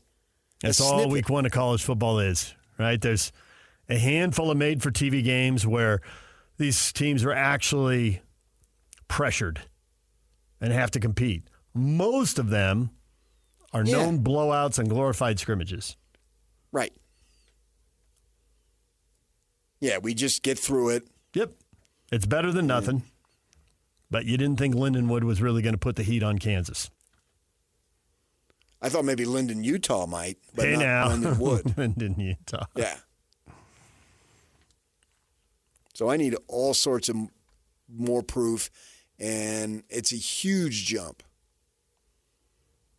To me, I'd have to go through the list and see how much of a jump it is compared to everybody else out there who played an FCS team. Mm-hmm. And then second week, who are they playing? To me, this is about as big a jump as there might be out there. Couple schools have to go play conference games, so that just the nature of conference games and higher stakes. I might go there. But if who depending on who they played in the first game. Yeah. Big 12 with big games this weekend. How much you rooting for the conference brethren? Michael, everyone but the Utes, and the favors responded. It is me, GH. As a Utah fan, I'm rooting for everyone but BYU. Now, the Aggies, interesting take here. Utah State Icemen. I hope that the Big 12 League of Utah is rooting for Utah State and the Pig Farmer to get her done in California this weekend. Go Aggies. Not only have the Big 12 win, but have the Big 10 lose. Yes, lose Big 10, lose. Well, there's no advantage of whatever SC does. In fact, to have the more Big Ten teams lose, the better. So if you need an at-large bid, the number of Big Ten teams eligible under consideration, you want that reduced. Right. Yeah. See how USC can get that third or fourth loss and knock themselves out of consideration. If it comes to that, I don't think it's going to be this week. But probably not. But if you want to shock the world, Aggie fan, that'd be okay. Do it. Although I do think if there's a second or third team with a glossy record, it really doesn't matter who it is in the Big Ten SEC. It could be anybody. Oh, yeah. Their top three teams are getting in. Yeah. And arguably their top four. We'll see about the fourth. Right. I'm convinced it'll be three. I find it hard to believe that either one of those leagues will get limited to two teams. Wow. Depends on who the fourth is. Did they play each other? Are they 10-2? 4 teams. That's an eighth of the bids available. I would hope not. That's a large number. That's not an eighth. It's a third. But right. But you go to the lowest common denominator. Didn't they teach you that? Don't. You were. It's what? 25%. Stop. That's a lot. You're just making stuff up now. That would sort of suck. I agree. If it were 8 teams from 2 conferences. I don't know that they'll both get 4 in. I know. We don't know either anything anyway. Yeah. But I'm just speculating. I'm just saying. Yeah, it would suck if they both got 4 in. Yeah, that's what I just said. Notre Dame. Yeah. Group of 5, Big 12 ACC. And then when we get down to the, however it's bracketed, to the final 4, final 8, it's all just those 2 conferences. Yeah. That'd be a major blow. I agree. To the Big 12 and ACC. You'd get further marginalized. You don't want that at all. Nope. At that point, as a Big 12 fan, you're probably rooting for the ACC to win a quarterfinal game, as long as you're not playing them. Yeah. If the ACC can take down the SEC or Big Ten, more power to them. I mean, I can say you can literally can't afford that to happen. And yet now we have something to fear the whole season, if you're going to fear college football. Sports fear. I got it. I know what you mean. We're all done. Jake and Ben are coming up next right here on The Zone. We'll see you tomorrow morning.